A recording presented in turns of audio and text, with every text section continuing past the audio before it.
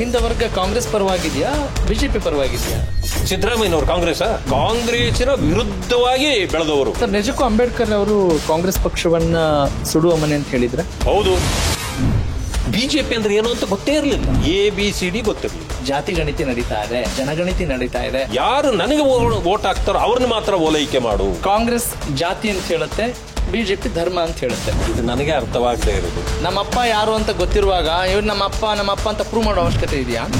ರಾಜಕಾರಣ ಮಾಡಬೇಕು ಅಂತ ಬಂದಾಗ ಎಲ್ಲಿ ಅಧಿಕಾರ ಇರ್ತದೋ ಆ ಕಡೆಗೆ ಸೆಳ್ತ ಬೆಲ್ಲ ಇರೋ ಕಡೆ ಇರಬೇಕು ಹೋಗ್ಬಿಡುತ್ತೆ. ಆ ಒಳ್ಳೆ ಉದ್ದೇಶಕ್ಕೆ ಬಿಜೆಪಿ ವಿರೋಧ ವ್ಯಕ್ತಪಡಿಸ್ತಾ ಇದೆ. ಹಿಂದುತ್ವ ಅನ್ನೋದು ಹಿಂಸೆ ಹಿಂಸೆ ಹಿಂಸೆ ಅಂತ ರಾಹುಲ್ ಗಾಂಧಿ ಹೇಳ್ತಾರೆ. ಛಲವಾದಿ ನಾರಾಯಣ ಸ್ವಾಮಿ ಅವರು ಕೂಡ ಬಿಜೆಪಿ ವಿರುದ್ಧವಾಗಿ ಬೆಳೆದವರು ಬಿಜೆಪಿ ಇದ್ದಾರೆ. ಬಹಳ ಪ್ರೀತಿಯಿಂದ ನಾನೇನು ಬಿಜೆಪಿಗೆ ಬಂದಿಲ್ಲ ಬಿಡಿ. ಅಲ್ಲೊಬ್ಬ ಮಹಾರಾಯರು ಕುಳಿತಿದ್ದಾರೆ ಜನರನ್ನ ದಾರಿ ತಪ್ಪಿಸಲಿಕ್ಕೆ. ಯಾವ ಕಾರಣಕ್ಕೆ ದಾರಿ ತಪ್ಪಿಸ್ತಾ ಇದ್ದಾರೆ? ಹಿಂದುಳಿದವರ ಪರವಾಗಿ ಕಾಂಗ್ರೆಸ್ ಇರಲಿಲ್ಲ. ಯಾವ ಕಾರಣಕ್ಕೆ ಸರ್? ಪಾಸಿಟಿವ್ಗೂ ಪ್ರಚಾರ ಸಿಗುತ್ತೆ, ನೆಗೆಟಿವ್ಗೂ ಪ್ರಚಾರ ಸಿಗುತ್ತೆ. ಹಾಗಾದ್ರೆ ಸಬ್ಕಾ ಸಾಥ್ ಸಬ್ಕಾ ವಿಶ್ವಾಸ್ ಎಲ್ಲವೂ ಆಗ್ತಾ ಇದೆ. ಈಗ ಅದರಲ್ಲಿ ಆಗ್ತಾ ಇದೆ. ಈಗ ನೀವು ಹೇಳೋ ಈ ಆರೋಪಗಳು ನಿಜವೇ ಆಗಿದ್ರೆ ದೊಡ್ಡ ದೊಡ್ಡ ಹೋರಾಟಗಳು ನಡೀಬೇಕಾಗಿತ್ತು. ಬಾಬಾ ಸಾಹೇಬ್ ಅಂಬೇಡ್ಕರ್ ಅವರ ಬಗ್ಗೆನೇ ನಾವು ತಿಳ್ಕೊಂಡಿಲ್ಲ. ಬಿಜೆಪಿ ಅಂದ್ರೆ ದಲಿತ ವಿರೋಧಿ. ಮುಖ್ಯಮಂತ್ರಿ ಸಿದ್ದರಾಮಯ್ಯನವರು ಬೆನ್ನು ಬಿದ್ದಿದ್ ಯಾಕೆ ಅಂತ ಅನಿಸ್ತಾ ಇದೆ? ಅವರ ಮೊದಲ ಅವಧಿಯಲ್ಲಿ ಕಾಂತರಾಜ ಆಯೋಗ ಮಾಡಿದ್ರು. ಹೌದು. ಆ ರಿಪೋರ್ಟ್ ಎಲ್ಲೋಯ್ತು, ಕಳೆದು ಹೋಯ್ತು ಅಂತ. ಭಾರತೀಯ ಜನತಾ ಪಕ್ಷಕ್ಕೆ ಹೇಗೆ ಹೋಲಿಕೆ ಮಾಡ್ತೀರಿ? ಇದು ಹಿಂದೂಸ್ತಾನ ಯಾವಾಗ್ಲೂ ಇದೆ. ಈ ಹೆಸರನ್ನು ಕೊಟ್ಟವರು ಮುಸಲ್ಮಾನ್ರೇ. ನಿಮ್ಮ ಪ್ರಕಾರ ಈ ಸಮೀಕ್ಷೆ ಎಷ್ಟರ ಮಟ್ಟಿಗೆ ಅಗತ್ಯ ಇದೆ? ಅಕ್ಕಿ 170 ರೂಪಾಯಿ ಕಾಳಸಂತೆಯಲ್ಲಿ ಮಾರಾಟ ಆಗ್ತದೆ ಅಂತ ನೀವೇ ಹೇಳ್ಕೊತಾ ಇದ್ದೀರಿ. ಈಗ ನೆಹರೂರವರೇ ಹಿಂದೂ ಅಲ್ಲ. ಈ ಸಮೀಕ್ಷೆ ಮಾಡೋದ್ರಿಂದ ಹೇಗೆ ವಿಭಜನೆ ಆಗುತ್ತೆ ಅಂತ ಅನ್ಕೊಳ್ತೀರಿ? ಇದು ಬ್ರಾಹ್ಮಣರ ಪಾರ್ಟಿ ಅಲ್ಲ, ಇದು ಸರ್ವಜನರ ಪಾರ್ಟಿ ಅನ್ನೋದು ನನಗರಿವಾಗಿದೆ.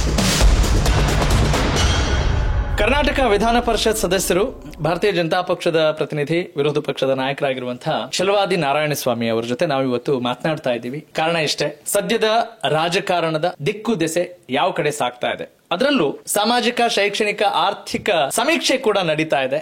ಅದರ ಜೊತೆಗೆ ಜಾತಿ ಸಮೀಕ್ಷೆ ಮತ್ತು ಜನಗಣತಿಯ ವಿಚಾರಕ್ಕೆ ಸಂಬಂಧಪಟ್ಟ ಹಾಗೆ ಅದರ ಆಗು ಹೋಗುಗಳ ಕುರಿತು ಕೂಡ ನಾವಿವತ್ತು ಚರ್ಚೆ ಮಾಡ್ತಾ ಇದ್ದೀವಿ. ನಮಸ್ಕಾರ, ವೆಲ್ಕಮ್ ಟು ಚಿಂತನ ಪ್ರಭಾ. ನಾನು ನಿಮ್ಮ ರಾಘವ ಸೂರ್ಯ.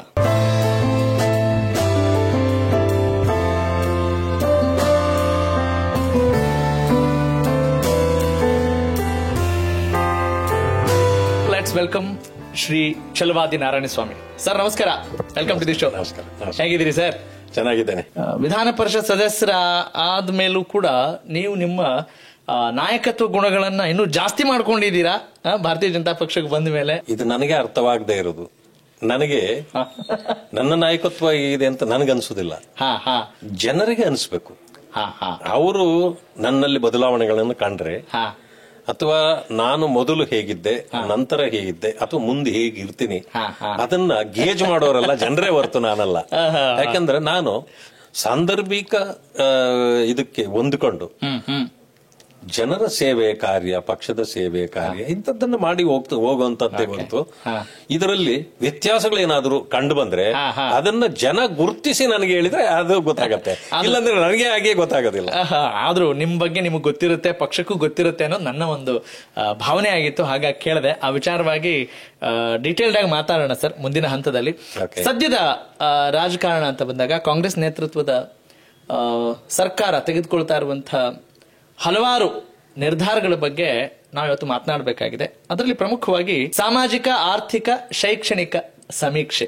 ನಾವೇನು ಅಂದ್ಕೊಂಡಿದ್ದೀವಿ, ಜಾತಿ ಗಣಿತಿ ನಡೀತಾ ಇದೆ, ಜನಗಣತಿ ನಡೀತಾ ಇದೆ ಅನ್ನೋ ವಿಚಾರಕ್ಕೆ ಸಂಬಂಧಪಟ್ಟ ಹಾಗೆ ಬಹಳಷ್ಟು ಒಂದಿಷ್ಟು ಕನ್ಫ್ಯೂಷನ್ಸ್ ಕೂಡ ಇದಾವೆ. ನಿಮ್ಮ ಪ್ರಕಾರ ಈ ಸಮೀಕ್ಷೆ ಎಷ್ಟರ ಮಟ್ಟಿಗೆ ಅಗತ್ಯ ಇದೆ ಮತ್ತು ಅದರ ಇಂಪ್ಯಾಕ್ಟ್ ಏನು ನೀವು ಕಂಡ ಹಾಗೆ? ಜಾತಿ ಗಣತಿ ಮಾಡಲಿಕ್ಕೆ ರಾಜ್ಯ ಸರ್ಕಾರ ಯಾವುದಕ್ಕೂ ಕೂಡ ಅಧಿಕಾರ ಇಲ್ಲ. ಅವರು ಹೇಳಿರ್ತಕ್ಕಂಥದ್ದು ಸಾಮಾಜಿಕ, ಶೈಕ್ಷಣಿಕ, ಆರ್ಥಿಕ ಸಮೀಕ್ಷೆ. ಹೌದು, ಅದನ್ನು ಮಾಡಬಹುದು. ಆದ್ರೆ ಎಷ್ಟರ ಮಟ್ಟಿಗೆ ಅದಕ್ಕೆ ಅವರೇ ಬೆಲೆ ಕೊಡ್ತಾರೆ ಅಂತಕ್ಕಂಥದ್ದು ಮುಖ್ಯ ಆಗತ್ತೆ. ಕರೆಕ್ಟ್. ಮಾನ್ಯ ಮುಖ್ಯಮಂತ್ರಿಗಳು ಸಿದ್ದರಾಮಯ್ಯನವರು ಅವರ ಮೊದಲ ಅವಧಿಯಲ್ಲಿ ಕಾಂತರಾಜ ಆಯೋಗ ಮಾಡಿದ್ರು. ಹೌದು. ಆ ರಿಪೋರ್ಟ್ ಎಲ್ಲೋಯ್ತು, ಕಳೆದು ಹೋಯ್ತು ಅಂದ್ರು. 169 ಕೋಟಿ ರೂಪಾಯಿ ಕೂಡ ಅದಕ್ಕೆ ವಿನಿಯೋಗ ಆಗಿತ್ತು.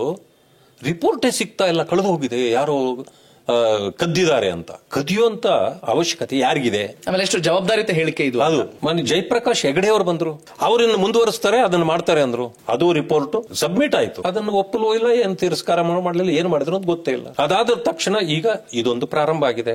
ಇದರ ಉದ್ದೇಶ ಏನು, ಇದರ ಒಳಗುಟ್ಟೇನು, ಇದು ಜನರಿಗೆ ಅರ್ಥನೇ ಆಗ್ತಾ ಇಲ್ಲ. ಯಾಕೆಂದ್ರೆ ನೀವು ಮೊದಲದನ್ನೇ ನೀವು ಅಕ್ಸೆಪ್ಟ್ ಮಾಡಿದ್ರೆ ಅಥವಾ ರಿಜೆಕ್ಟ್ ಮಾಡಿದ್ರೆ ಇದರಲ್ಲಿ ಗೊತ್ತಾಗ್ತಿತ್ತು. ಕೋಟ್ಯಾಂತರ ಹಣ ಖರ್ಚು ಮಾಡಿ ನೀವು ಅದನ್ನ ತಿರಸ್ಕಾರವೋ ಇಲ್ವಾ, ಪುರಸ್ಕಾರವೋ ಇಲ್ಲ ಅಂದ್ರೆ ಜನ ನಿಮ್ಮನ್ನ ಯಾವ ರೀತಿ ಗಣನೆಗೆ ತಗೊಳ್ಬೇಕು, ಯಾವ ರೀತಿ ನಿಮ್ಮನ್ನು ನಂಬಬೇಕು? ಪರಿಶಿಷ್ಟ ಜಾತಿ ವರ್ಗಗಳಿಗೆ ಸಂಬಂಧಪಟ್ಟ ಹಾಗೆ ನಾಗಮೋಹನ್ ದಾಸ್ ಅವರದ ವರದಿ ಮಾಡಿ ತಗೊಂಡ್ರಿ, 5 ಗ್ರೂಪ್ಗಳಾಗಿ ಹಿಂಗುಡಿಸಬಹುದು, ಈ ರೀತಿ ನೀವು ಅವರಿಗೆ ಮೀಸಲಾತಿ, ಒಳ ಮೀಸಲಾತಿ ಕೊಡಬಹುದು ಅಂತಂದ್ರು. ಅದಕ್ಕೆ ಹಿಂದೆ ಸದಾಶಿವ ಆಯೋಗದ ವರದಿ ಇತ್ತು. 6-7 ವರ್ಷಗಳು ಧೂಳು ತಿಂತ ನಿಮ್ಮ ಅವಧಿಯಲ್ಲಿ ಬಿದ್ದಿತ್ತು. ಅದನ್ನು ಒಪ್ಪಲಿಲ್ಲ. ಅದಕ್ಕೂ 100 ಕೋಟಿ ವೆಚ್ಚ ಮಾಡಿದ್ರಿ. ಅದರಲ್ಲೂ SCP TSP ಹಣ ವೆಚ್ಚ ಮಾಡಿದ್ರಿ. ಇದೆಲ್ಲ ಮಾಡಿದ್ರು ಕೂಡ ಅದರ ಪ್ರಕಾರ ನೀವೇನು ಮಾಡಲಿಲ್ಲ. ಕೊನೆಯಲ್ಲಿ ನಿನಗೊಂದೈದು, ನಿನಗೊಂದಾರು, ನಿನಗೊಂದೈದು ಅಂತ ಮಾಡಿಬಿಟ್ರಿ ರಿಸರ್ವೇಶನ್. ಇದರಿಂದ ಏನಾಗ್ತಾ ಇದೆ ಅಂತಂದ್ರೆ ನೀವು ಕಾನೂನಾತ್ಮಕವಾಗಿ ಅಥವಾ ಬದ್ಧತೆಯಿಂದ ಮಾಡ್ತಾ ಇರತಕ್ಕಂಥದ್ದಲ್ಲ. ಇದು ಕೇವಲ ಒಂದು ಕ್ಷಣಿಕ ರಾಜಕೀಯ ನಿರ್ಣಯಗಳನ್ನ ನೀವು ಈ ರೀತಿ ತೋರ್ಪಡಿಸ್ಕೊಳ್ತೀರಿ. ಇದರಿಂದ ಏನು ಆಗೋದಿಲ್ಲ ಅಂತ ಜನರಿಗೆ ಅನಿಸಿದ ಮೇಲೆ ಈಗ ನೀವು ಮಾಡ್ತಿರ್ತಕ್ಕಂಥ ಇದು ಹಿಂದುಳಿದ ವರ್ಗಗಳ ಮೂಲಕ ಮಾಡ್ತಾ ಇರ್ತಕ್ಕಂಥ ಸಮೀಕ್ಷೆ. ಕಾಂಗ್ರೆಸ್ನ ಒಳಗಡೆನೇ ಒಮ್ಮತ ಇಲ್ಲ, ಅಪಸ್ವರಗಳಿದೆ.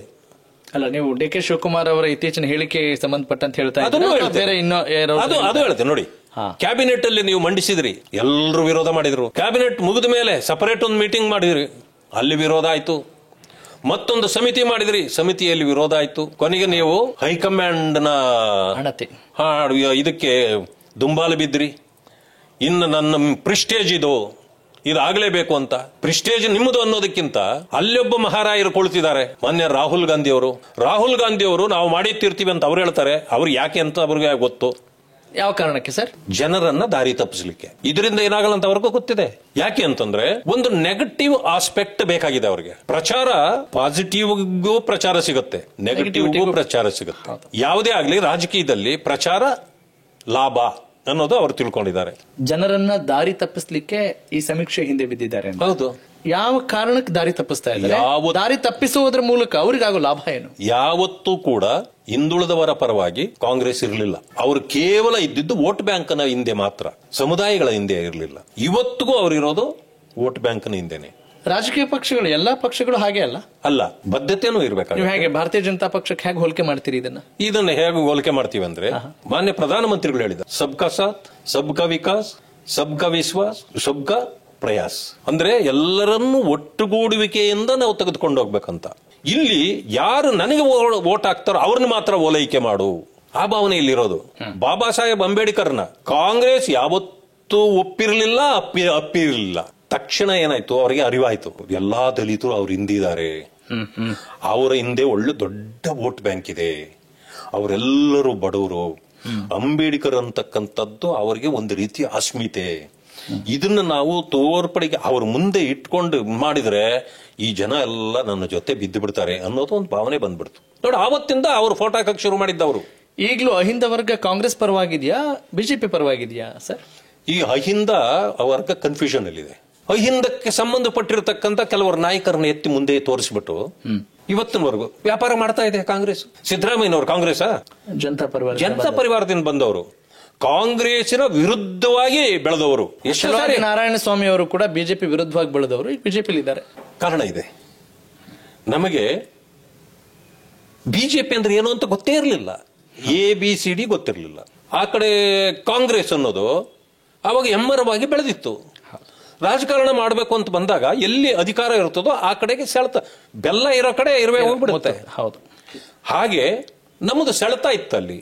ನಮಗೆ ಗೊತ್ತಿಲ್ಲ, ಬಾಬಾ ಸಾಹೇಬ್ ಅಂಬೇಡ್ಕರ್ ಅವರ ಬಗ್ಗೆನೇ ನಾವು ತಿಳ್ಕೊಂಡಿಲ್ಲ. ಅವ್ರು ಏನೇನು ನಮ್ಮ ಬಗ್ಗೆ ಹೇಳಿದ್ರು, ಕಾಂಗ್ರೆಸ್ನ ಬಗ್ಗೆ ಹೇಳಿದ್ರು, ನಮ್ಗೆ ಯಾರಿಗೂ ಗೊತ್ತಿಲ್ಲ. ಆಮೇಲೆ ದೊಡ್ಡ ದೊಡ್ಡ ನಾಯಕರು, ದಲಿತ ನಾಯಕರು ಅನ್ನೋರು ಅಲ್ಲಿದ್ರು, ಅವ್ರನ್ನ ನಂಬಿ ನಾವು ಹೋಗ್ಬಿಟ್ವಿ. ಹೋದ್ಮೇಲೆ ಬಾಬಾ ಸಾಹೇಬ್ ಅಂಬೇಡ್ಕರ್ ಅವ್ರನ್ನ ತಿಳ್ಕೊಳ್ತಾ ಕಣ್ಣು ತೆರೆಯಿತು. ನಮ್ಗೆ ಯೋಚನೆ ಮಾಡ್ಬೇಕಾಯ್ತು. ನಮ್ಮ ತಲೆಯಲ್ಲಿ ಹುಳ ಬೆಳಲಾಗಿತ್ತು. ಆ ಹುಳ ಬಿಟ್ಟಿದ್ದ ಹುಳಗಳು ನಮ್ಮ ತಲೆಯನ್ನ ತಿರುಗಿಸ್ತಿದ್ವು. ಬಿಜೆಪಿ ಅಂದ್ರೆ ಇದು ದಲಿತ ವಿರೋಧಿ, ಬಿಜೆಪಿ ಅಂತಂದ್ರೆ ಕಾಂಗ್ರೆಸ್ ಮಾತ್ರ ದಲಿತರ ಪರ, ಬಿಜೆಪಿ ದಲಿತ ವಿರೋಧಿ. ಅಲ್ಲಿ ಗರ್ಭಗುಡಿ ಇದೆ, ಅಲ್ಲಿ ದಲಿತರು ಹೋದ್ರೆ ಸರ್ವನಾಶ ಆಗ್ತಾರೆ, ಗರ್ಭಗುಡಿಗೆ ಬಿಡೋದೇ ಇಲ್ಲ ಅಂತ. ಈಗ ನಾನು ಯಾವ ಗುಡಿಯಲ್ಲಿ ಇದ್ದೀನಿ ನಾನು? ಮೈಂಡ್ ವಾಶ್ಡ್ ಅಂತೀರಿ ಅವಾಗ. ಹೌದು. ಆಮೇಲೆ ನಾನು ಬಹಳ ಪ್ರೀತಿಯಿಂದ ನಾನೇನು ಬಿಜೆಪಿಗೆ ಬಂದಿಲ್ಲ ಬಿಡಿ. ನಾನೇನು ಬಹಳ ಪ್ರೀತಿ ಇಟ್ಟು ಬಿಜೆಪಿ ಬಹಳ ಒಳ್ಳೆ ಪಾರ್ಟಿ ಅಂತೇನು ಬಂದಿಲ್ಲ ನಾನು. ಕಾಂಗ್ರೆಸ್ ಕೆಟ್ಟ ವ್ಯವಸ್ಥೆಯ ಪಕ್ಷ ಅಂತ ಗೊತ್ತಾಯ್ತು. ಬಾಬಾ ಸಾಹೇಬ್ ಅಂಬೇಡ್ಕರ್ ಅವರ ನಮ್ಮನ್ನ ಕಣ್ಣು ತರಿಸಿದ್ರು. ಅವ್ರಿಗಾದ ಅನ್ಯಾಯಗಳನ್ನ ಮತ್ತು ನಾವು ನಮಗಾಗ್ತಾ ಇರೋ ಅನ್ಯಾಯಗಳನ್ನ ಹೋಲಿಕೆ ಮಾಡ್ಕೊಂಡಾಗ ಇದು ಸುಡುವ ಮನೆ, ನಿಮಗೆ ಇಲ್ಲಿ ಭವಿಷ್ಯ ಇಲ್ಲ ಅಂತ ಯಾವ ಮಾತನ್ನ ಅಂಬೇಡ್ಕರ್ ಅವರು ಹೇಳಿದ್ರು, ಬಾಬಾ ಸಾಹೇಬ್ರು, ನಮಗೆ ಹೋಲಿಕೆ ಮಾಡಿ ನೋಡ್ಕೊಂಡಾಗ ಅಂಬೇಡ್ಕರ್ ಅವರು ಕಾಂಗ್ರೆಸ್ ಪಕ್ಷವನ್ನ ಸುಡುವ ಮನೆ ಅಂತ ಹೇಳಿದ್ರ? ಹೌದು, ಹಲವು ಬಾರಿ ಹೇಳಿದಾರು.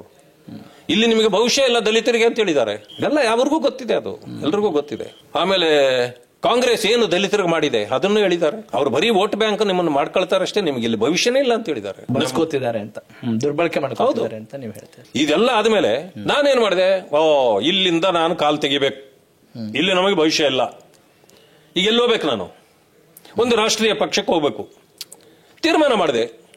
ಏನಾನ ಇರಲಿ ಹೋಗೋಣ, ಅಲ್ಲಿ ಸರಿ ಇದೆಯೋ ಇಲ್ಲೋ ನಾವು ಬರೀ ಹೊರಗಡೆ ನಿಂತು ಮಾತಾಡೋದು ಬೇಡ, ಸತ್ಯಾನ್ವೇಷಣೆ ಮಾಡೋಣ, ನಡೀರಿ ಅಂತ ಓದ್ ಬಂದ್ಬಿಟ್ಟೆ. ನಾನು ಬಹಳ ಸಾರಿ ಹೇಳಿದ್ದೀನಿ ಇದು. ಈಗ ವಯಸ್ಸಿಗೆ ಬಂದ ಹುಡುಗರು ಕೆಲವರನ್ನ ಪ್ರೀತಿ ಮಾಡ್ತಾರೆ, ಹೆಣ್ಣು ಗಂಡನ್ನ, ಗಂಡು ಹೆಣ್ಣನ್ನ ಮೊದಲೇ ಅರ್ಥ ಮಾಡ್ಕೊಳ್ತಾರೆ, ಪ್ರೀತಿಯಿಂದ ಹೋಗಿ ಮದುವೆ ಆಗ್ತಾರೆ. ಕರೆಕ್ಟ್. ಕೆಲವರು ಇರ್ತಾರೆ, ಅವ್ರ ಹೆಣ್ಣನ್ನು ನೋಡೇ ಇರಲ್ಲ, ಪ್ರೀತಿ ಮಾಡೇ ಇರಲ್ಲ, ಅಪ್ಪ ಅಮ್ಮ ಹೇಳಿದ್ರೆ ಸಾಕಪ್ಪ, ಏನೋ ಆಯ್ತು, ಅಪ್ಪ ಅಮ್ಮನ ಗೌರವ ಕೊಟ್ಟು ಅದು ಮದುವೆ ಮಾಡ್ಕೊಂಡ್ಬಿಡ. ಹೇಳ್ತೀನಿ, ಮದುವೆ ಮಾಡ್ಕೊಂಡ್ಬಿಡ್ತಾರೆ. ಮದುವೆ ಮಾಡ್ಕೊಂಡ್ಬಿಟ್ಮೇಲೆ ಅದ್ರ ಬಗ್ಗೆ ಆ ಹುಡುಗಿ ಬಗ್ಗೆ ಹುಡುಗನಿಗೆ ಗೊತ್ತಿಲ್ಲ, ಹುಡುಗನ ಬಗ್ಗೆ ಹುಡುಗಿಗೆ ಗೊತ್ತಿಲ್ಲ. ಆದ್ರೆ ಅವ್ರು ಲವ್ ಮಾಡಲ್ವಾ? ಕರೆಕ್ಟ್, ಮಾಡ್ತಾರೆ. ಯಾವಾಗ ಅಂತಂದ್ರೆ ಅವರಿಬ್ರು ಮದುವೆ ಆಗಿ ಆದ್ಮೇಲೆ ಒಬ್ಬರ ಮನಸ್ಸುಗಳನ್ನು ಒಬ್ಬರು ಅರ್ಥ ಮಾಡ್ಕೊಂಡು ಅವ್ರು ಯಾವ ರೀತಿ ಬೆಳೆದು ಬಂದ್ರು ಎಲ್ಲ ತಿಳ್ಕೊಂಡು ಅಲ್ಲಿರ್ತಕ್ಕಂಥ ಇದನ್ನ ಅರ್ಥ ಆಗಿಬಿಟ್ರೆ ಈಕೆ ನನಗೆ ಸೂಕ್ತ ಹೆಂಡತಿ ಅಂತ ಹುಡುಗ ಹೇಳ್ಕೊಳ್ತಾನೆ, ಈತನೇ ನನಗೆ ಸೂಕ್ತ ವ್ಯಕ್ತಿ. ಲವ್ ಮಾಡಿಲ್ಲ, ನಾವು ಮೊದಲೇ ಅರ್ಥ ಮಾಡ್ಕೊಂಡಿಲ್ಲ, ಆದ್ರೆ ಆಮೇಲೆ ಲವ್ ಮಾಡ್ತಾರವ್ರು, ಆಮೇಲೆ ಮಾಡ್ತಾರೆ. ಇಲ್ಲಿ ಹಂಗಲ್ಲ, ಬೇರೆ ಇದ್ರಲ್ಲಿ ಅವರು ಮೊದ್ಲೇ ಲವ್ ಮಾಡ್ಕೊಂಡ್ಬಿಟ್ಟಿರ್ತಾರೆ, ಒಬ್ರೊಬ್ರು ಏನು ಅನ್ನೋದು ಗೊತ್ತಾಗೋಗಿರ್ತದೆ. ಸೊ ಅವ್ರ ಹಾಗೆ ಮದುವೆ ಮಾಡ್ಕೊಂಡ್ಬಿಡ್ತಾರೆ. ನನ್ನ ಕೇಸ್ ಹೆಂಗೆ ಅಂದ್ರೆ ಇಲ್ಲಿ ನಾನು ಮೊದಲು ಲವ್ ಮಾಡ್ಲೇ ಇಲ್ಲ ಬಿಜೆಪಿನ, ಬರ್ಬೇಕಾಗಿತ್ತು ಬಂದೆ. ಆಮೇಲೆ ಗೊತ್ತಾಯ್ತು, ಇದು ನಿಜವಾಗಿ ಸೂಕ್ತ ಪಕ್ಷ ನನಗೆ ಅಂತ ಅರ್ಥ ಮಾಡ್ಕೊಂಡ್ಮೇಲೆ ನನ್ನನ್ನ ಪಕ್ಷ ಅರ್ಥ ಮಾಡ್ಕೊಳ್ತು, ನಾನು ಪಕ್ಷವನ್ನ ಅರ್ಥ ಮಾಡ್ಕೊಂಡೆ. ಅದರಿಂದಾಗಿ ಈಗ ಜೀವನ ಉತ್ತಮವಾಗಿದೆ. ನಾನೀಗ ಗರ್ಭಗುಡಿಯಲ್ಲೇ ಇದ್ದೇನೆ. ನೀವೇನು ಸುಳ್ಳುಗಳು ಹೇಳ್ತಿದ್ರಲ್ಲ ಕಾಂಗ್ರೆಸ್ನವರು, ಗರ್ಭಗುಡಿ ಇದೆ ಹುಷಾರ್ ಅಂತ, ಏನು ಗರ್ಭಗುಡಿಯಲ್ಲೂ ಅವಕಾಶ ಇದೆ. ಇದು ಬ್ರಾಹ್ಮಣರ ಪಾರ್ಟಿ ಅಲ್ಲ, ಇದು ಸರ್ವಜನರ ಪಾರ್ಟಿ ಅನ್ನೋದು ನನಗರಿವಾಗಿದೆ. ಇನ್ಯಾರಿಗ ಆಗ್ತದೋ ಬಿಡ್ತದೋ ನನಗೇನು ಸಂಬಂಧ ಇಲ್ಲ, ಅಷ್ಟೇ. ಸೂಪರ್. ಅಂದ್ರೆ ಈ ಅನುಭವ ನನಗೆ ಸಿಹಿಯಾದ ನೆನಪುಗಳಂತ. ಹೌದೌದು, ಖಂಡಿತ. ಓಕೆ ಸರ್, ಈಗ ಈ ಸಮೀಕ್ಷೆಯ ಹಿಂದೆ ಮುಖ್ಯಮಂತ್ರಿ ಸಿದ್ದರಾಮಯ್ಯನವರು ಬೆನ್ನು ಬಿದ್ದಿದ್ ಯಾಕೆ ಅಂತ ಅನಿಸ್ತಾ ಇದೆ? ರಾಜ್ಯದಲ್ಲಿ 5 ಗ್ಯಾರಂಟಿಗಳು ಘೋಷಣೆ ಆಗಿದೆ. ಹೌದು, ಯಾವ ಗ್ಯಾರಂಟಿಯೂ ಸಮಯಕ್ಕೆ ತಲುಪಿಸಕ್ಕಾಗ್ತಾ ಇಲ್ಲ. ಬಸ್ನಲ್ಲಿ ಪ್ರಯಾಣ ಮೊದಲು ಬಹಳ ರಶ್ ಇರ್ತಿತ್ತು, ತಾನಾಗಿ ರಶ್ ಹೋಗ್ಬಿಡ್ತು. ಈಗ ಯಾವಾಗ ಅದಕ್ಕೂ ಆದ್ರೇನು ಹೋದ್ರೇನೋ ಜನರಿಗೆ ಒಂದು ತಿರಸ್ಕಾರ ಬಂದಿದೆ. ಜನ ಪ್ರಯಾಣ ಮಾಡ್ತಿದ್ದಾರೆ, ಕಡಿಮೆ ಮಾಡ್ತಿದ್ದಾರೆ. ಮೊದಲಿಲ್ಲ, ಮೊದಲು ರಶ್ ಇರುತ್ತಲ್ಲ ಸರ್ ಬಸ್. ಮೊದಲು ಹಾಗಿರ್ತಿತ್ತು, ಈಗೇನಿಲ್ಲ. ಅದರಲ್ಲೂ ಹೇಳ್ತೇನೆ, 2,000 ಕೊಡ್ತೀವಿ ಅಂದ್ರು. ಹೌದು, ಅದ 3 ತಿಂಗಳಿಗೋ 4 ತಿಂಗಳಿಗೋ 1 ತಿಂಗಳದ ಹಾಕ್ತಾರೆ, ಮುಗ್ದೋಯ್ತು. ಈಗ ಜಾಸ್ತಿ ಕಂಪ್ಲೇಂಟ್ಸ್ ಬರ್ತಾ ಇದೆಯಾ ಸರ್? ಬೇಕಾದಷ್ಟು ಬರ್ತಾ ಇದೆ. ಏನಾಗತ್ತೆ ಕಾಣೋದಿಲ್ಲ. ಈಗ 1 ತಿಂಗಳು ಬಂದ ತಕ್ಷಣ ಈ ತಿಂಗಳು ಬಂತಲ್ಲ, ಮುಂದೆ ಬರ್ತದೆ. ಇನ್ನು 3 ತಿಂಗಳು ಬರಲಿಲ್ಲ ಅಂದ್ರು, ಬರ್ತದೆ ಬರ್ತದೆ ಬರ್ತದೆ ಇಟ್ಕೊ. 3 ತಿಂಗಳಾದ್ಮೇಲೆ ಒಂದ್ಸರಿ ಬಂದ್ರೆ ಬಂತಲ್ಲ, ಹೇಳುವಾಗ ಇನ್ನೊಂದು ಹಿಂಗೆ ಹೇಳ್ಕೊಳ್ಳೋದು. ಫೈನ್. ಅಕ್ಕಿ ಆಯ್ತು, 170 ರೂಪಾಯಿ, ಏನು ದೊಡ್ಡ ಇದಲ್ಲ. ಪ್ರಧಾನಮಂತ್ರಿ ಮೋದಿ ಅವರು 5 ಕೆಜಿ ಕೊಡ್ತಾನೆ ಇದಾರಲ್ಲ, ಅದು ಸಾಕಿತ್ತು. ನೀವು ವೋಟ್ ಬ್ಯಾಂಕ್ಗಾಗಿ ಹೇಳಿದ್ರಿ 10 ಕೆಜಿ ಅಂತ. ಈಗ ಏನಾಗ್ತಾ ಇದೆ, 10 ಕೆಜಿ ಜಾಸ್ತಿ ಆಗ್ಬಿಟ್ಟಿದೆ, ನಮಗೆ ಇದು ಬೇಕಾಗ್ತಾ ಇಲ್ಲ, ಅಂತೇಳಿ ಇದು ಕಾಳಸಂತೆಯಲ್ಲಿ ಮಾರಾಟ ಆಗ್ತದೆ ಅಂತ ನೀವೇ ಹೇಳ್ಕೊಳ್ತಾ ಇದ್ದೀರಿ. ಈಗ ಅಕ್ಕಿ ಲೋಡ್ಗಟ್ಲೆ ಬೇರೆ ಕಡೆ ಹೋಗ್ತಾ ಇದೆ ಅಂತೆ ಇದೇ ಸರ್ಕಾರ ಹೇಳ್ಕೊಳ್ತಾ ಇದೆ. ಸರ್ ಈಗ ಅದಾಯ್ತು, ಜೊತೆಗೆ ಕಾರ್ಡ್ಗಳನ್ನೆಲ್ಲ ಕಡಿಮೆ ಮಾಡ್ತಾ ಹೋಗ್ತಾ ಇದ್ದೀರಿ ನೀವೇನೆ. ಆಮೇಲೆ ಯುವ ನಿಧಿ ಅಂತ ಹೇಳಿದ್ರಿ, ಯಾರಿಗೂ ಯುವ ನಿಧಿ ಬಂದದೆ ಅಂತ ಯಾರಿಗೂ ಗೊತ್ತೇ ಇಲ್ಲ. ಅಲ್ಲ, ಈಗ ನೀವು ಹೇಳೋ ಈ ಆರೋಪಗಳು ನಿಜವೇ ಆಗಿದ್ರೆ, ಆ ಯೋಜನೆಗಳಲ್ಲಿ ದೋಷವೇ ಇದ್ದದ್ದಾಗಿದ್ರೆ ದೊಡ್ಡ ದೊಡ್ಡ ಹೋರಾಟಗಳು ನಡಿಬೇಕಾಗಿತ್ತು. ನೋಡಿ, ಜನ ಈಗ ಹೋರಾಟಕ್ಕೆಲ್ಲ ಒಗ್ಗೋದಿಲ್ಲ. ನೋಡ್ಬಿಟ್ಟು ಆಗ ಎಲ್ಲಾ ರಾಜಕಾರಣಿಗಳಿಗೆ ರಾಜಕಾರಣ ಮಾಡೋರು ಸುಳ್ಳು ಹೇಳ್ತಾರೆ, ಸುಳ್ಳು ಹೇಳಿ ಅಧಿಕಾರಕ್ಕೆ ಬರ್ತಾರೆ, ನಮ್ಗೆ ಹಿಂಗೆ ಮೋಸ ಮಾಡ್ತಾರೆ ಅನ್ನೋ ಮಟ್ಟಕ್ಕೆ ಈ ಕಾಂಗ್ರೆಸ್ ಅನ್ನು ನೋಡಿ ನೋಡಿ ನೋಡಿ ಈಗ ಅವ್ರಿಗೂ ಕೂಡ ಹೋಗ್ಬಿಟ್ಟಿದೆ. ಈಗ ನಿಮ್ ಪ್ರಕಾರ ಮುಂದಿನ ಚುನಾವಣೆಗೆ ಬಿಜೆಪಿಗೆ ವೋಟ್ ಹಾಕ್ಬೇಕು ಅಂತ ಎಲ್ಲ ಕುತ್ಕೊಂಡಿದ್ದಾರೆ ಅಂತ ನೀವು ಹೇಳ್ತಾ ಇದ್ದೀರಿ? ಇಲ್ಲ, ನಾನು ಈ ಸಾರಾಸಗಟಾಗಿ ಈ ರೀತಿ ಹೇಳೋಂತ ಇದಲ್ಲ, ನಾನು ಹೇಳೋದಿಲ್ಲ. ಆದ್ರೆ ಕಾಂಗ್ರೆಸ್ಸಿನ ಇತಿಹಾಸ ಜನರಿಗೆ ಈಗ ಅರ್ಥ ಆಗಿದೆ. ಅದನ್ನು ತಿಳ್ಕೊಂಡ ಮೇಲೆ ಆ ವ್ಯವಸ್ಥೆಯ ವಿರುದ್ಧ ಜನ ಮಾನಸಿಕವಾಗಿ ಸಿದ್ಧರಾಗ್ತಾ ಇದ್ದಾರೆ. ಇದನ್ನ ಅಲ್ಲಿ ಸಿದ್ಧರಾಗಿದ ತಕ್ಷಣ ಎಲ್ಲ ನನ್ನ ಬಿಜೆಪಿಗೆ ಬಂದು ಓಟ್ ಹಾಕ್ಬಿಡ್ತಾರೆ, ನಾನು ಅದನ್ನ ಹೇಳೋದಿಲ್ಲ. ಆದ್ರೆ ನಾವು ಕೂಡ ಅವರ ಹತ್ರಕ್ಕೆ ಹೋಗ್ಬೇಕು, ಆ ಜನರನ್ನ ನಾವು ಮುಟ್ಟಬೇಕು. ಅವರಿಗೆ ನೋಡಿ, ಅವ್ರಿಗೂ ಕಾಂಗ್ರೆಸ್ಗೂ ನಮಗೂ ಇರತಕ್ಕಂಥ ವ್ಯತ್ಯಾಸ ಹೇಳಬೇಕು. ಮುಂದೆ ನಾವು ಬಂದಾಗ ಹೆಂಗ್ ಮಾಡ್ತೀವಿ ಅನ್ನೋದನ್ನ ಹೇಳಬೇಕು. ಈಗ ಮಾಡಿ ಅವ್ರನ್ನ ನಾವು ನಮ್ಮ ಕಡೆಗೆ ಸೆಳ್ಕೊಳ್ತಕ್ಕಂಥ ಕೆಲಸವನ್ನ ಮಾಡಿದ್ರೆ ಸೊ ಜನ ಒಪ್ತಾರೆ. ಆ ಕೆಲಸ ಆಗ್ಬೇಕಾಗಿದೆ. ಕಾಂಗ್ರೆಸ್ ಜಾತಿ ಅಂತ ಹೇಳುತ್ತೆ, ಬಿಜೆಪಿ ಧರ್ಮ ಅಂತ ಹೇಳುತ್ತೆ, ಎಲ್ರು ಅವರೇ. ನೋಡಿ, ಧರ್ಮ 1000 ಧರ್ಮಗಳಿಲ್ಲ. ಭಾರತ ದೇಶ ಹಿಂದೂ ಧರ್ಮಕ್ಕೆ ಹೆಚ್ಚು ಬೆಲೆ ಕೊಡ್ತದೆ. ಅಂದ ತಕ್ಷಣ ಇಸ್ಲಾಂ ಧರ್ಮವನ್ನಾಗ್ಲಿ, ಬೌದ್ಧ ಧರ್ಮವನ್ನಾಗ್ಲಿ, ಸಿಖ್ ಧರ್ಮವನ್ನಾಗ್ಲಿ, ಕ್ರೈಸ್ತ ಧರ್ಮವನ್ನಾಗ್ಲಿ ವಿರೋಧಿಸೋದಿಲ್ಲ. ಹಿಂದೂ 80% ಜನಸಂಖ್ಯೆ ಇರ್ತಕ್ಕಂಥದ್ದು.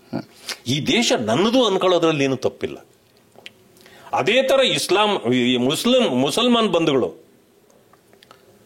ಈ ದೇಶ ನಂದು ಅಂತ ಅವರು ಹೇಳೋದ್ರಲ್ಲಿ ತಪ್ಪೇನಿಲ್ಲ. ಯಾಕಂತಂದ್ರೆ ನನ್ನ ಬಾಬಾ ಸಾಹೇಬ್ ಅಂಬೇಡ್ಕರ್ ರವರ ಸಂವಿಧಾನ ಸರ್ವರಿಗೂ ಸಮಪಾಲು ಸಮಬಾಳು ಕೊಡ್ತಕ್ಕಂಥ ಇದಿದೆ. ಆದರೆ ಹಿಂದೂ ಅಂತಕ್ಕಂಥವ್ರು ನೀವು ಬೇರೆ ಅನ್ಯ ಧರ್ಮಗಳನ್ನ ವಿರೋಧ ಮಾಡುವಂತ ಎಲ್ಲಾದ್ರೂ ಹೇಳಿದಾರ ಅಥವಾ ಮಾಡ್ತಿದಾರ? ಇಲ್ಲ. ಆದ್ರೆ ದೇಶದ ಕಾನೂನು ಸರ್ವರಿಗೂ ಒಂದೇ ಇರಬೇಕು ಅಂತ ಹೇಳ್ತದೆ. ತಪ್ಪೇನಿದೆ ಇದರಲ್ಲಿ?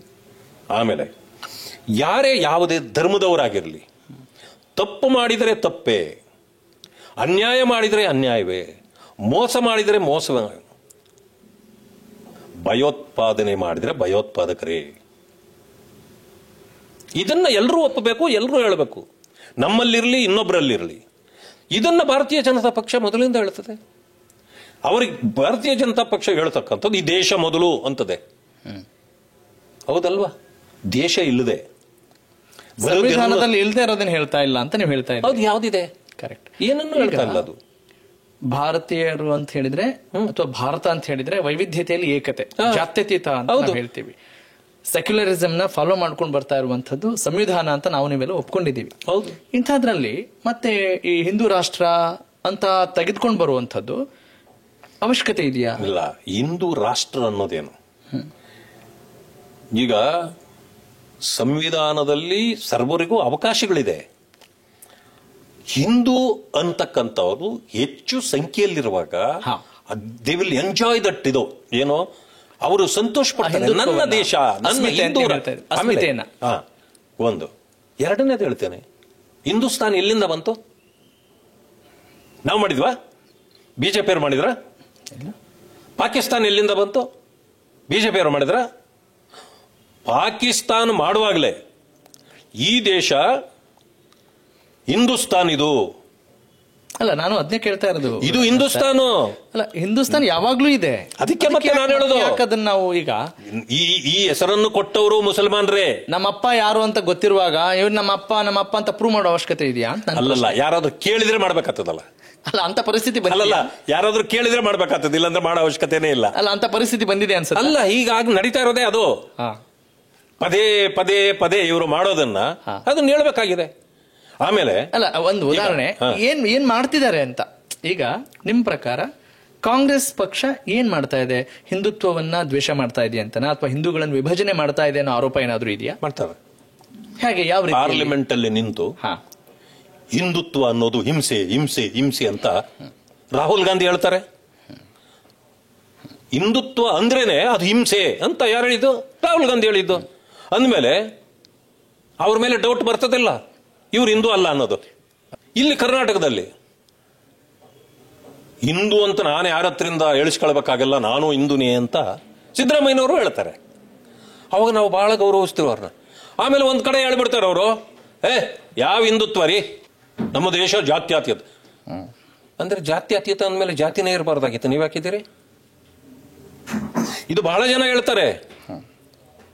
ಆದ್ರಿಂದ ಸಂದರ್ಭ ಬಂದಾಗ ಹಿಂದೂಗಳು ಹೆಚ್ಚು ಜನಸಂಖ್ಯೆ ಇರುವಾಗ ಅವ್ರು ಹೇಳ್ಕೊಳ್ತಾರೆ.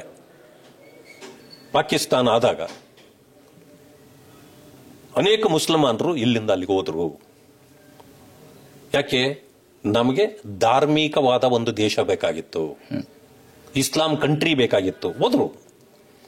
ಈಗ ಆ ಸಂದರ್ಭದಲ್ಲಿ ಇಲ್ಲ, ನಾವ್ಯಾಕೆ ಹೋಗ್ಲಿ, ನಾವು ಇದೇ ದೇಶದಲ್ಲಿ ಇರ್ತೀವಿ ಅಂತೇಳಿ ಅನೇಕ ಮುಸಲ್ಮಾನರು ಇಲ್ಲಿ ಉಳಿದ್ರು. ನಾವು ಅವ್ರನ್ನ ಗೌರವಿಸಬೇಕು.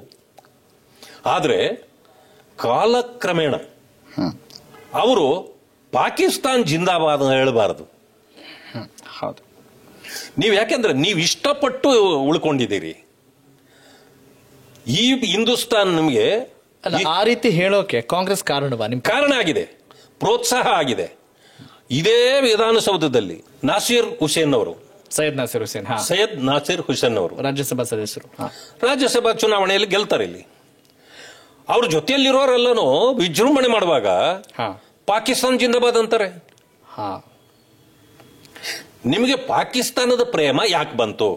ನೀವು ಪಾಕಿಸ್ತಾನಕ್ಕೆ ಹೋಗ್ಲಿಲ್ಲ ಆಗ. ಅದರಿಂದ ಭಾರತ ದೇಶದಲ್ಲಿ ಇರ್ತಕ್ಕಂಥವ್ರು ಎಲ್ಲರೂ ನಿಮ್ಮನ್ನು ಅಪ್ಕೊಂಡಿದ್ದಾರೆ, ಗೌರವಿಸಿದ್ದಾರೆ. ಆದ್ರೆ ಈಗ ಆ ಸಂದರ್ಭ ನಿಮಗೆ ಯಾಕೆ ಬಂತು? ಬರಬಾರ್ದಲ್ವಾ? ಯಾಕೆ ಅಂತಂದ್ರೆ, ಒಂದು ಸಾರಿ ಆಗಿ ಅದು ಸಪರೇಟ್ ಆದ್ಮೇಲೆ ನಾವು ಯಾವುದೇ ದೇಶ ಬೇರೆ ದೇಶದ ಪ್ರೇಮ ತೋರಿಸ್ತಕ್ಕಂಥದ್ದು, ಅವ್ರನ್ನ ಹೊಗಳಿಸ್ತಕ್ಕಂಥದ್ದು ನಮ್ಮ ದೇಶಕ್ಕೆ ಅಪಮಾನ. ಸತ್ಯ. ನೀವು ನಮ್ಮ ದೇಶಕ್ಕೆ ಅಪಮಾನ ಮಾಡೋದನ್ನ ಯಾರು ಸಹಿಸ್ಕೊಳ್ಳೋದಿಲ್ಲ. ಇದನ್ನ ಕಾಂಗ್ರೆಸ್ ಸಹಿಸ್ಕೊಳ್ತದೆ. ಎಲ್ಲಾ ಕಡೆಯಲ್ಲೂ ಜಿಂದಾಬಾದ್ ಹಾಕಿದ್ರೆ ಅವ್ರನ್ನ ಸುಮ್ಮನೆ ಬಿಡ್ತದೆ.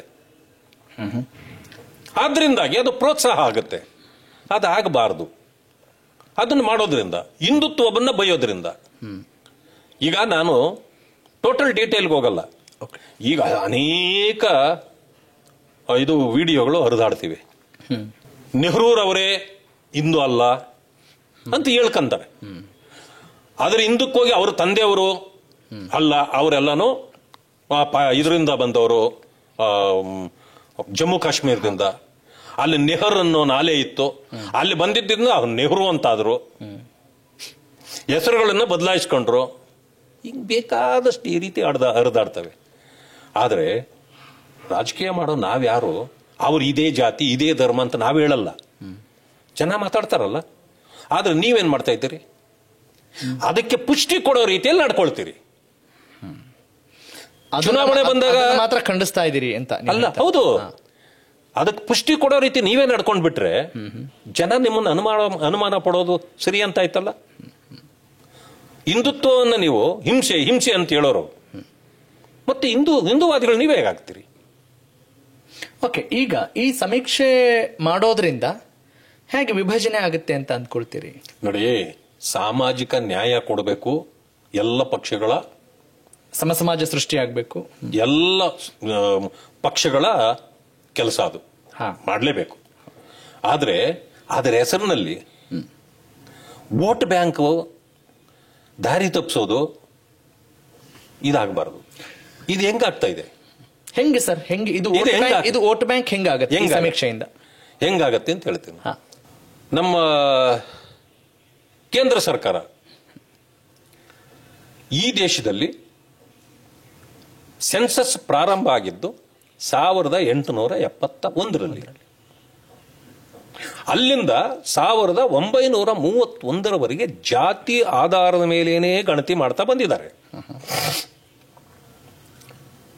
41 ಸ್ವತಂತ್ರ ಸಂಗ್ರಾಮದ ದೊಡ್ಡ ಇದಿತ್ತು, ಆವಾಗ ಮಾಡಿಲ್ಲ. 51ಕ್ಕೆ ತಿರುಗಿ ಆಯ್ತಲ್ಲ. ಹೌದು. ಸರ್ಕಾರ ಯಾರ್ದಿತ್ತು? ಕಾಂಗ್ರೆಸ್ ಇತ್ತು. ಕಾಂಗ್ರೆಸ್ಸೇ ಇತ್ತು. ಜಾತಿ ಮೇಲೆ ಜನಗಣತಿ ಮಾಡಲಿಲ್ಲ. 61 ಮಾಡಲಿಲ್ಲ. 71, 81, 91, 2001, 2011 ಇಷ್ಟರಲ್ಲೂ ಕಾಂಗ್ರೆಸ್ ಪ್ರಾಬಲ್ಯ ಇತ್ತಲ್ಲ. ಹೌದು. ಯಾವತ್ತೂ ಜಾತಿ ಮೇಲೆ ಮಾಡಿಲ್ಲ. ಇವತ್ತು ಸಡನ್ ಆಗಿ ನಿಮಗೆ ಯಾಕೆ ಬಂತು ಜಾತಿ ಇದು ಗಣತಿಗಳೆಲ್ಲ ಮಾಡಬೇಕು ಅಂತ? ನಿಮಗೆ ಜಾತಿಗಳಲ್ಲಿ ಇರತಕ್ಕಂತ ಈ ಇದನ್ನೆಲ್ಲನು ವ್ಯತ್ಯಾಸಗಳನ್ನ ನೋಡಿ ನಿಮ್ಗೇನಾದ್ರೂ ಅವ್ರಿಗೆ ಸವಲತ್ತುಗಳನ್ನ ರೀಚ್ ಮಾಡಿಸ್ಬೇಕು ಅನ್ನೋದಿದ್ದಿದ್ರೆ ನೀವು ಗರೀಬಿ ಹಟಾವೋ ಅಂದ್ಬೇಲ್ಲ. ಗರೀಬೋಂಕು ಹಟಾವೋ ಆಯ್ತೇ ಹೊರತು ಗರೀಬಿ ಹಟಾವೋ ಆಗ್ಲೇ ಇಲ್ಲ. ಸ್ಲೋಗನ್ ಆವತ್ತು ಶುರುವಾಗಿರೋ ಸ್ಲೋಗನ್ ಈಗಲೂ ನಿಮ್ಮದು ಅದೇ ಸ್ಲೋಗನ್ ಇದೆ, ಗರೀಬಿ ಹಟಾವೋ. ಹಾಗಾದ್ರೆ ಸಬ್ಕಾ ಸಾಥ್ ಸಬ್ಕಾ ವಿಶ್ವಾಸ್ ಎಲ್ಲವೂ ಆಗ್ತಾ ಇದೆ, ಈಗ ಅದರಲ್ಲಿ ಆಗ್ತಾ ಇದೆ. ಅದಕ್ಕೆ ನೀವು ನೋಡ್ತಾ ಇರ್ತೀರಿ, ವರ್ಷಕ್ಕೊಂದ್ಸಾರಿ ಒಂದು ಇದು ಬರುತ್ತೆ. ಈ ವರ್ಷದಲ್ಲಿ ಇಷ್ಟು ಜನ ಬಡತನ ರೇಖೆಗಿಂತ ಮೇಲೆ ಹೋಗಿದ್ದಾರೆ. ಇವತ್ತು ಬಹಳ ಕಡಿಮೆ ಬಡತನದ ರೇಖೆಗಿಂತ ಕಡೆ ಇರತಕ್ಕಂಥವ್ರು ಕೇವಲ ಒಂದು 10% ಬಂದ್ಬಿಟ್ಟಿದೆ ಈಗ. BPL APL ಎಲ್ಲ ಹೌದು. ಆ ರೀತಿ ಅಂದ್ರೆ ಇವತ್ತು ನೋಡಿ, ಯಾವ ಮನೆಯಲ್ಲಿ ನೋಡು ಒಂದು 2 ವೀಲರ್ ಇದೆ, ಇಲ್ಲ ಸುಮಾರಾಗಿದ್ದಾನೆ ಒಂದು ಕಾರ್ ಇದೆ, ಇನ್ನೂ ಸುಮಾರಾಗಿದ್ದಾನಂದ್ರೆ 2 ಕಾರ್ ಇದೆ, ಇನ್ನೂ ಚೆನ್ನಾಗಿದ್ದಾನಂದ್ರೆ 4 ಕಾರ್ ಇದೆ. ಏನೋ ಚೆನ್ನಾಗಿ ಏನೋ ಕಷ್ಟಪಟ್ಟು ಜೀವನ ಮಾಡಿ ಬೆಳೆದು ಇವತ್ತು ನಿಲ್ತಾವ್ರೆ ಜನ. ಇದೇ ಹಿಂದೆ ಇತ್ತಾ? ಹಂಗಾಗ್ತಾ ಇದೆ, ಡೆವಲಪ್ಮೆಂಟ್ ಆಗ್ತಾ ಇದೆ. ಆಮೇಲೆ ಕರಪ್ಷನ್ ಇಷ್ಟು ಮಾತಾಡ್ತೀವಿ. ಕರಪ್ಷನ್ನು ತಳಮಟ್ಟದಿಂದ ಮೇಲ್ಮಟ್ಟದವರೆಗೂ ಆಗ್ಬಿಟ್ಟಿದೆ. ಆದ್ರೆ ತಳಮಟ್ಟದಲ್ಲಿ ಕರಪ್ಷನ್ ಬೇಗ ನಿಲ್ಲೋದಿಲ್ಲ, ಆದ್ರೆ ಮೇಲ್ಮಟ್ಟದಲ್ಲಿ ಬೇಗ ನಿಲ್ಲಿಸಬಹುದು. ಯಾಕಂತಂದ್ರೆ ಅಲ್ಲಿ ಕೆಲವರೇ ಇರ್ತಾರೆ. ಅಲ್ಲಿ ಕಡಿಮೆ ಆದ್ರೆ ಅದು ತಳಗಳಿಗೆ ಬರ್ತದೆ.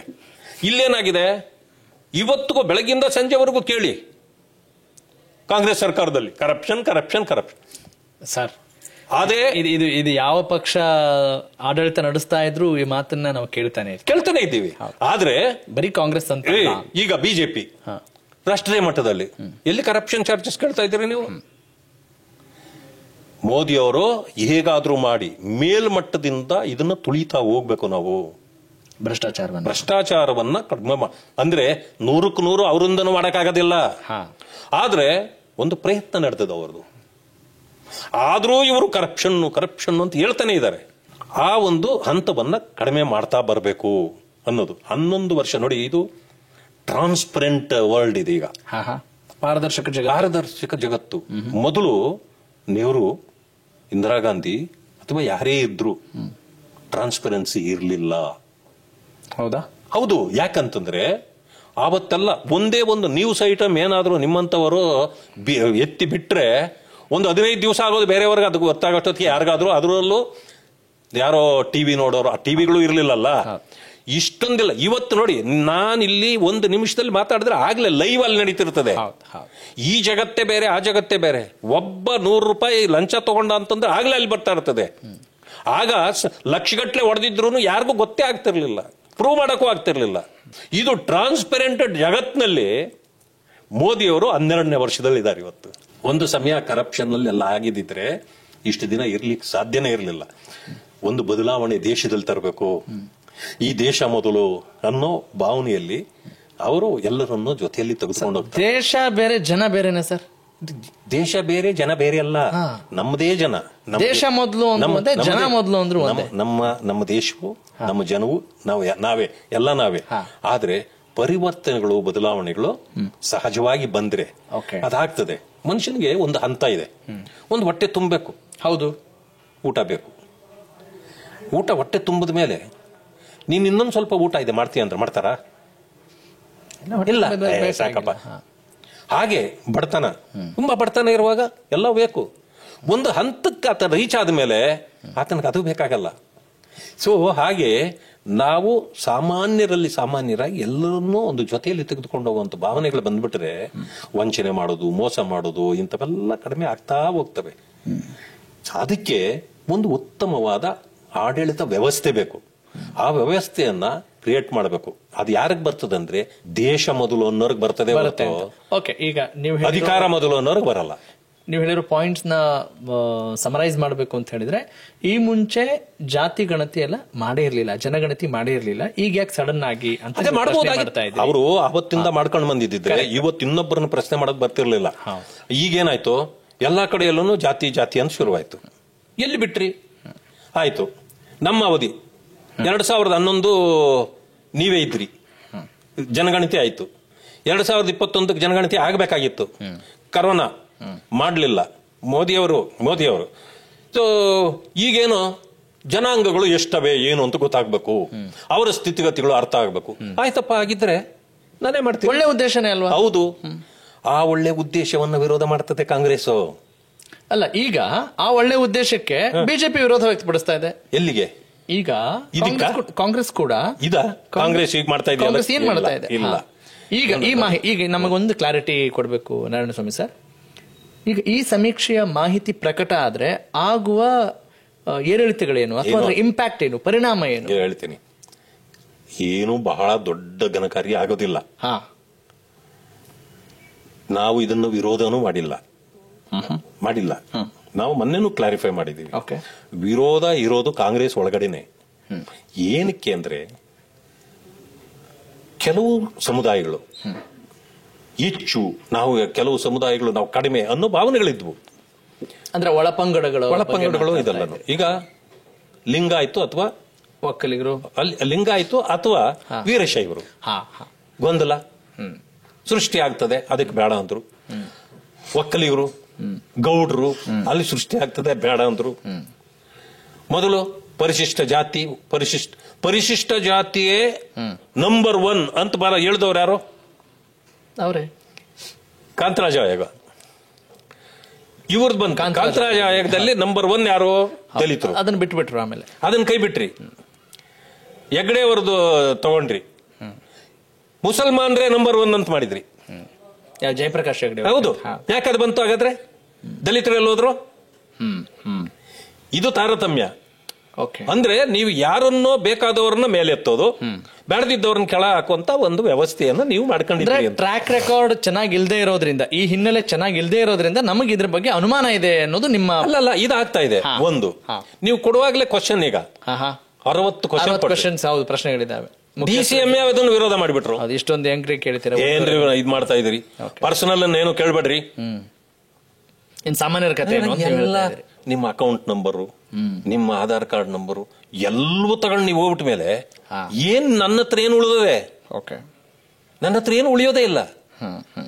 You are the owner of me. ಅಂದ್ರೆ ನನ್ನ ಪ್ರೈವಸಿನೇ ಇರಲ್ಲ, ಕಿತ್ಕೊಳ್ತಾ ಇದ್ರಿ. ಅದು ದುರ್ಬಳಕೆ ಆಗೋ ಸಾಧ್ಯತೆ. ಇಂಥವುಗಳನ್ನ ಕೇಳಬಾರ್ದು ಅನ್ನೋದು ಅಷ್ಟೇ ನಮ್ಮದು.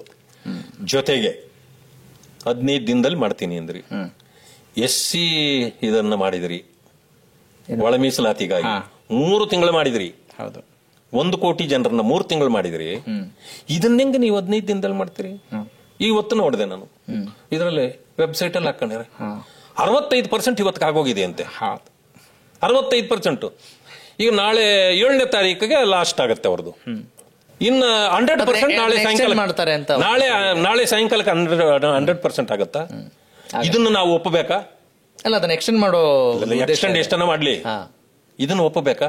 ಹೆಂಗ್ ಮಾಡ್ತಾ ಇರೋರು ಯಾರು? How is it possible? ಟೀಚರ್ಗಳು ಮಾಡ್ತಾವ್ರೆ. ಹೌದು, ಟೀಚರು. ನಿನ್ನೆ ಒಂದು ಕತೆ ಕೇಳಿದೆ. ವಿದ್ಯೆ ಬೆಳೆದಷ್ಟು ಜಾತಿ ಅಳಿಸೋಗುತ್ತೆ, ನೀವ್ಯಾರು ಜಾತಿ ಎಲ್ಲೂ ಮಾತಾಡಬಾರ್ದು, ಜಾತಿ ಕೇಳಬಾರ್ದು, ಜಾತಿ ಹೇಳ್ಬಾರ್ದು ಅಂತ ಪಾಠ ಮಾಡ್ತಿದ್ರಂತೆ ಮಾಸ್ಟ್ರು.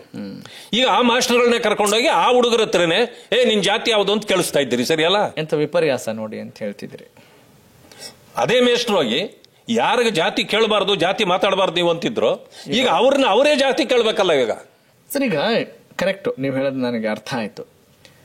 ಎಷ್ಟೋ ಜನರಿಗೆ ಜಾತಿಯನ್ನ ಹೇಳ್ಕೊಳ್ಳೋದಕ್ಕೆ ಮುಜುಗರ ಆಗುವಂತ ಸಾಧ್ಯತೆಗಳಿರುತ್ತವೆ. ಅಂಥದ್ರಲ್ಲಿ ಅವ್ರು ಹೇಗೆ ಈ ಸಮೀಕ್ಷೆಯಲ್ಲಿ ಭಾಗಿಯಾಗ್ತಾರೆ ಅಂತ ಅನ್ಸುತ್ತೆ. ಸುಮಾರು ಜನ ಆಗಲ್ಲ. ಅವಾಗ ಹೇಗೆ ತಿರಸ್ಕಾರ ಮಾಡ್ತಾರೆ? ಇಲ್ಲ, ಆಗೋದಿಲ್ಲ. ನಿಮ್ಗೆ ಹೇಳ್ತೀನಿ, ಇವ್ರು 50% ರೀಚ್ ಆಗಲ್ಲ. ಅದಕ್ಕೆ ಮೇಲೆ ಮಾತಾಡಿದ್ದೆಲ್ಲ ಸುಳ್ಳೆ. ನಾನು ಹೇಳ್ತೇನೆ, ಮುಜುಗರ ಆಗೋದು ಎಲ್ಲಾ ಜಾತಿಗಳಿಗಾಗಲ್ಲ. ಹೌದು, ಹಿಂದುಳಿದ ಅಂದ್ರೆ ಅದರಲ್ಲೂ ಪರಿಶಿಷ್ಟ ಜಾತಿ ವರ್ಗಗಳಲ್ಲಿ ಸ್ವಲ್ಪ ಆ ಮುಜುಗರ ಇದೆ. ಯಾಕೆ ಅಂದ್ರೆ ಅದಕ್ಕೆ ಬೇರೆ ಬೇರೆ ಕಾರಣಗಳು, ಹಲವು ಕಾರಣಗಳಿವೆ. ಅವ್ರ ಜಾತಿ ಹೇಳ್ಕೊಳಕ್ಕೆ ರೆಡಿ ಇರಲ್ಲ. ಒಂದು ಸಮಯ ಒಬ್ಬ ಕೆಲಸ ಸಿಕ್ಬಿಡ್ತು, ಹಳ್ಳಿಯಲ್ಲಿ ಇರ್ತಾನೆ, ಹಳ್ಳಿ ಬಿಟ್ಬಿಡ್ತಾನೆ, ಪಟ್ಟಣದಲ್ಲಿ ಬಂದು ಸೇರ್ಬಿಡ್ತಾನೆ. ಇನ್ನು ಊರಿಗೆ ಹೋದ್ರೆ ನನ್ನ ಜಾತಿ ಬರ್ತದ, ಅಡ್ಡ ಬರ್ತದೆ ನನಗೆ ಅಂತೇಳಿ ಊರಿಗೆ ಬಿಟ್ಬಿಡ್ತಾನೆ, ತಂದೆ ತಾಯಿನ ಬಿಟ್ಬಿಡ್ತಾನೆ. ಅಂತ ಪರಿಸ್ಥಿತಿಗಳನ್ನ ನಾವು ಎದುರಿಸಿರೋದನ್ನ ನೋಡ್ತಾ ಇದ್ದೀವಿ ನಾವು. ಇಂಥವೆಲ್ಲ ಇರುವಾಗ ಇದೆಲ್ಲ ಕಷ್ಟ. ಸಾಮಾಜಿಕ ನ್ಯಾಯ ನೀವು ಹೆಂಗ್ ಕೊಡಬೇಕು, ಬೇಕಾದಷ್ಟು ರೀತಿಗಳಿದೆ, ಅದನ್ನು ಕೊಡಬಹುದಾಗಿತ್ತು. ಬಟ್ ಇವ್ರಿಗೆ ಏನಂತಂದ್ರೆ ಇವತ್ತು ಈ ಗ್ಯಾರಂಟಿಗಳಿಗೆಲ್ಲಾನು ದುಡ್ಡು ಕೊಡಕ್ಕಾಗ್ತಾ ಇಲ್ಲ, ಅಥವಾ ಅತಿವೃಷ್ಟಿ ಆಗಿದೆ, ಅನಾವೃಷ್ಟಿ ಆಗಿದೆ, ಆಮೇಲೆ ಅವ್ರಿಗೆ ಹಣ ಕೊಡಕ್ಕಾಗ್ತಾ ಇಲ್ಲ. ಜೊತೆಗೆ ಎಲ್ಲಾ ಕಡೆಯಲ್ಲೂ ರಸ್ತೆಗಳು ಗುಂಡಿ ಬಿದ್ದಿದೆ, ಎಲ್ಲಾ ಜನ ಬೇಜಾರಾಗಿದ್ದಾರೆ, ಬೈಕೊಂಡು ಓಡಾಡ್ತಾರೆ. ಸೊ ಅದನ್ನ ಅಟೆಂಡ್ ಮಾಡಕ್ಕಾಗ್ತಾ ಇಲ್ಲ. ಆಯ್ತಾ, ಅಭಿವೃದ್ಧಿ ಅನ್ನೋದು ಸಂಪೂರ್ಣ ಶೂನ್ಯ ಇದೆ. ಇದಕ್ಕೆಲ್ಲ ಉತ್ತರ ಏನೋ, ಜಾತಿ ಗಣತಿ ಮಾಡು, ಇದು ಏನೋ ಅಂದ್ರೆ ಜನರನ್ನ ಇದರ ಮೇಲೆ ಫೋಕಸ್ ಆಗಬಾರದು. So they wanted to change their focus to and attention towards something else.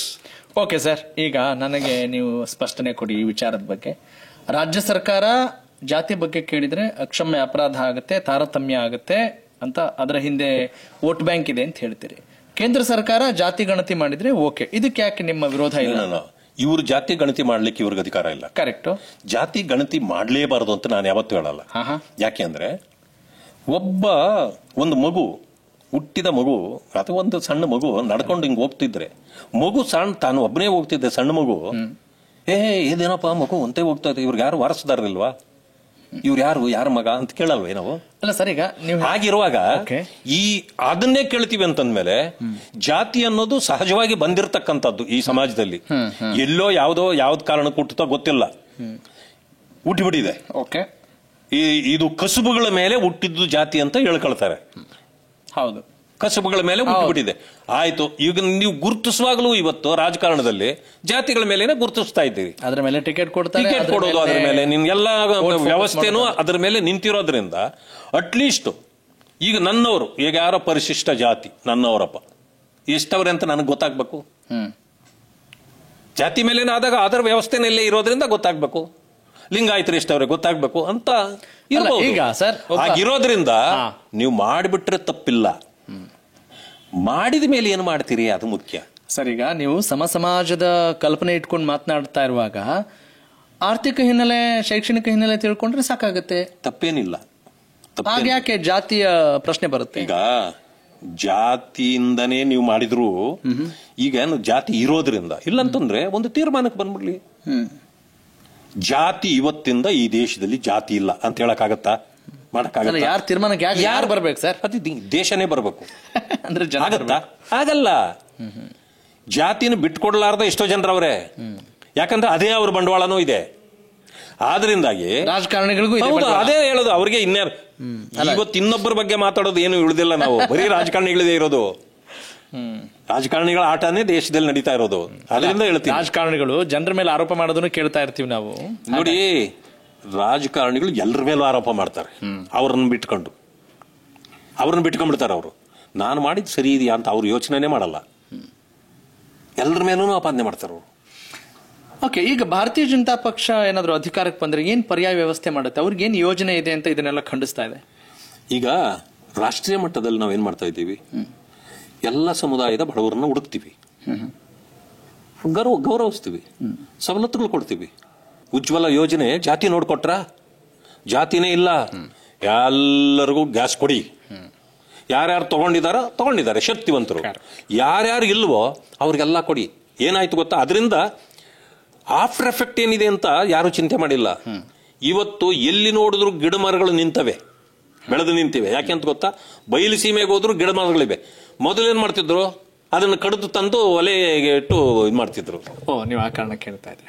ಇವತ್ತು ಬೆಳೆದು ನಿಂತಿವೆ, ಯಾರು ಮುಟ್ಟಲ್ಲ. ಒಂದು ಹಳೆ ಮರ ಇದಾಗಿ ಬಿದ್ದೋಗ್ಬಿಟ್ರೆ ಎತ್ಕೊಂಡೋಗಲ್ಲ ಯಾರು. ಒಲೆಯಲ್ಲೇ ಎಲ್ಲ ಬದಲಾವಣೆ ಎಲ್ಲೆಲ್ಲಿಂದ ಎಲ್ಲಿಗೆ ಹೋಗುತ್ತೆ ಎಲ್ಲ ಅನ್ಸಲ್ವಾ ಸರ್? ಈಗ ಎಷ್ಟು ಸುದೀರ್ಘವಾಗಿ NDA ಅಧಿಕಾರದಲ್ಲಿದ್ದಾಗ ಕೇಂದ್ರ ಸರ್ಕಾರದಲ್ಲಿ ರಾಜ್ಯದಲ್ಲಿ ಬಿಜೆಪಿ ತನ್ನ ಶಕ್ತಿಯನ್ನು ಬಲವರ್ಧನೆ ಮಾಡ್ಕೊಳ್ಬಹುದಾಗಿತ್ತು, ಎಲ್ಲೋ ನಾವು ಫೇಲ್ ಆಗ್ಬಿಟ್ವಲ್ಲ ಅಂತ ಪಶ್ಚಾತ್ತಾಪ ಇದೆಯಾ? ಖಂಡಿತ ಇದೆ, ಖಂಡಿತ ಇದೆ. ಯಾಕೆ ಅಂತಂದ್ರೆ ನಮ್ಮ ಮೇಲೆ ಬಂದ ಆಪಾದನೆಗಳು ಅದು ಸುಳ್ಳಾಗಿದ್ರೂ ಕೂಡ ಸತ್ಯದಂತೆ ಕಾಣುತ್ತಿದ್ವು. ಯಾರ್ಯಾರು ಬೊಮ್ಮಾಯಿಯವರ ಸರ್ಕಾರದಲ್ಲಿ ಇದ್ರು ಕೇವಲ ಬೊಮ್ಮಾಯಿಯವರು ಒಬ್ಬರೇ ಉತ್ತರ ಕೊಡಬೇಕಾಗಿತ್ತೇ ಹೊರತು ಎಲ್ಲಕ್ಕೂ ಎಕೋಸಿಸ್ಟಮ್ ವರ್ಕ್ ಮಾಡ್ತಾ ಇರಲಿಲ್ಲ, ಒಗ್ಗಟ್ಟಿರ್ಲಿಲ್ಲ ಅಂತ ಹೇಳ್ತಾರೆ. ಒಗ್ಗಟ್ಟಂದ್ರೆ ಎಕೋಸಿಸ್ಟಮ್ ಇದೆ ಯಾವಾಗ್ಲೂ. Correct, ecosystem is nothing but ನೀವು ಕ್ಯಾಪ್ಟನ್ ಏನಾದ್ರೂ ಹೇಳಿದ್ರೆ ಅದ್ರ ಹಿಂದೆ ಇರೋರೆಲ್ಲ ಅದನ್ನ ಎಕೋ ಮಾಡಬೇಕು, ಮಾಡ್ತಾ ಇರಲಿಲ್ಲ, ಪ್ರತಿಧ್ವನಿಸ್ತಾ ಇರಲಿಲ್ಲ, ಪ್ರತಿಧ್ವನಿ ಇರಲಿಲ್ಲ. ಯಾಕೆ ಅಂತಂದ್ರೆ ಆ ರೀತಿಯ ಇದಿತ್ತು. ಯಾಕೆಂದ್ರೆ ಕೆಲವರು ಬೇರೆ ಪಾರ್ಟಿಯಿಂದ ಬಂದಿದ್ರು, ಅವ್ರಿಗೆ ಪಾರ್ಟಿ ಕಮಿಟ್ಮೆಂಟ್ಗಳು ಕಡಿಮೆ ಇತ್ತು. ಸೊ ಹಿಂಗೆ ಯಾಕಂದ್ರೆ ಅಲ್ಲಿ ಸವಾಲುಗಳಿದ್ವು. ಎಲ್ಲದಕ್ಕಿಂತ ಮಿಗಿಲಾಗಿ ಚುನಾವಣೆ ಹತ್ರ ಬಂದಾಗ ಒಂದು ಸುಳ್ಳನ್ನ ಹರಿಬಿಟ್ಬಿಟ್ರೆ ನೀವು ಅದಕ್ಕೆ ಉತ್ತರ ಕೊಡೋಷ್ಟು ಚುನಾವಣೆ ಮುಗ್ದೋಗಿರುತ್ತೆ. 40% ಅಂದಾಗ ಹೆಂಗಿದನ್ನ ಇದ್ ಮಾಡೋದು? ಇವತ್ತು 80% ಅಂತ ಅವ್ರೆ, ಯಾರು ನಾವ್ ಹೇಳ್ತಿಲ್ಲ, ಪತ್ರ ಬರೀತಾವ್ರೆ ಕಾಂಟ್ರಾಕ್ಟ್ ಅಸೋಸಿಯೇಷನ್ ಅವ್ರು. ಏನ್ ಸರ್ ಇದು ಡಬಲ್ ಆಗಿ ಹೋಗ್ಬಿಟ್ಟಿದೆ ಅಂತ. ಸರ್, ಚುನಾವಣೆಗಳಿಗೆ ಜನರಿಗೆ ಇದೇ ವೇದಿಕೆನ, ಇದೇ ಭೂಮಿಕೆನ, ಅಂದ್ರೆ ಅಷ್ಟು ಪರ್ಸೆಂಟ್ ಅವ್ರು ಹೇಳಿದ್ರು, ಇಷ್ಟು ಪರ್ಸೆಂಟ್ ನಾವು ಹೇಳೋಣ, ಅಥವಾ ಒಂದು ಜಾತಿ ಇದು ಭೂಮಿಕೆ ಆಗ್ತಾ ಇದೆಯಾ ಮುಂದಿನ ಚುನಾವಣೆಗಳಿಗೆ? ಇದು ಎಲ್ಲಕ್ಕೂ ಕೂಡ ಚುನಾವಣೆಯಲ್ಲಿ ಏನ್ ಗೊತ್ತಾ, ಜನರ ಮನಸ್ಸನ್ನ ತನ್ನ ಕೆಳಗೆ ಸೆಳ್ಕೊಳ್ಳುವಂಥದ್ದು ಇದೆಯಲ್ಲ, ಇದು ಉತ್ತಮ ಮಾತುಗಳಿಂದನೂ ಸೆಳೀತೀವಿ, ತಪ್ಪು ಮಾತುಗಳಿಂದನೂ ಸೆಳೀತೀವಿ, ಆಸೆ ಆಕಾಂಕ್ಷೆಗಳಿಂದನೂ ಸೆಳೀತೀವಿ. ಇವೆಲ್ಲವೂ ಕೂಡ ತಂತ್ರಗಾರಿಕೆಗಳು.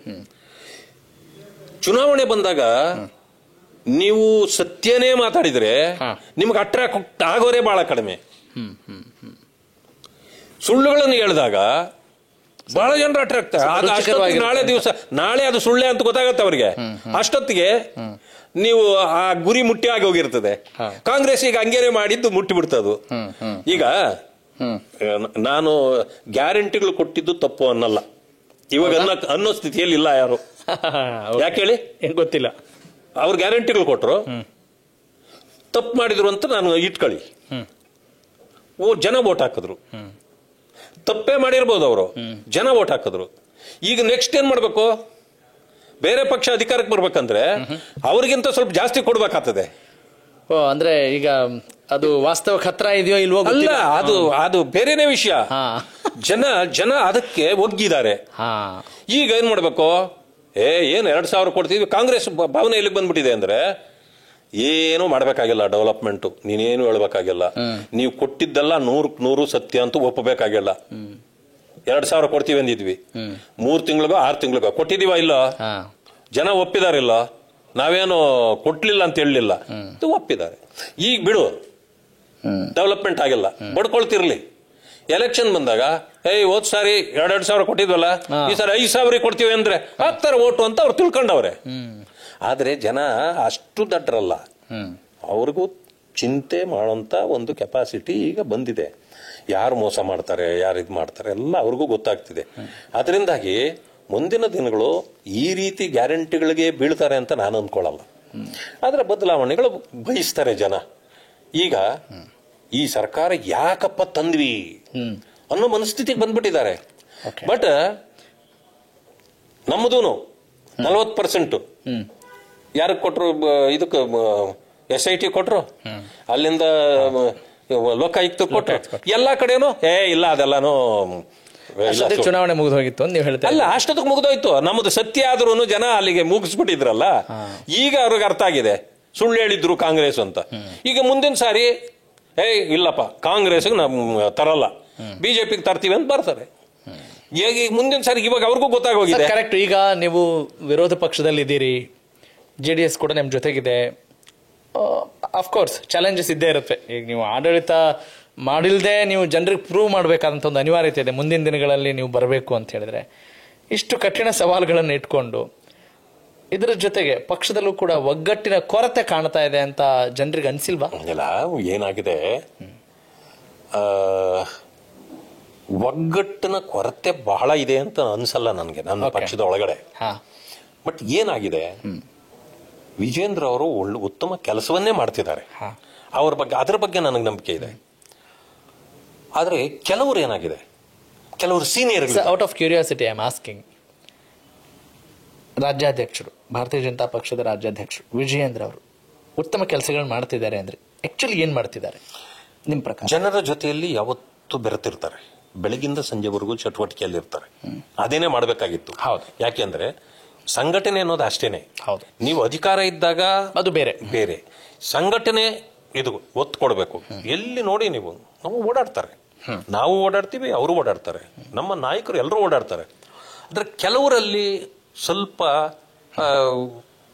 ಒಳಮನಸ್ಸು, ಸ್ವಲ್ಪ ಅಕ್ಸೆಪ್ಟಬಿಲಿಟಿ ಕಡಿಮೆ ಆಗಿದೆ. ಯಾಕೆ? ಅವ್ರು ಇನ್ನೂ ಚಿಕ್ಕವರಿದ್ರು, ಯಾರಾದ್ರೂ ಸೀನಿಯರ್ ಇನ್ನೊಬ್ಬ ಬೇರೆಯವರು ಕೊಡ್ಬೋದಾಗಿತ್ತು. ಅವ್ರ ತಂದೆಯವರು ಏನೋ ನಮ್ಗೆ ಬಹಳ ಹಿರಿಯರು, ನಮ್ಗೆ ಗೌರವ ಇತ್ತು. ಸಡನ್ ಆಗಿ ಮಗನನ್ನ ತಂದ್ಬಿಟ್ಟವ್ರೆ. ಇಷ್ಟು ವರ್ಷ ನಾವಿದ್ದೇನ್ರಿ, ಅವ್ರ ಅಪ್ಪನ್ನ ನಾವು ಒಪ್ಪಬಹುದು, ಒಪ್ಪಿದ್ವಿ ನಿಜ. ಮಗನನ್ನು ಹಂಗೆ ನಾವು ಒಪ್ಪ, ನಾವೆಲ್ಲ ಏನ್ ಮಾಡ್ಬೇಕು?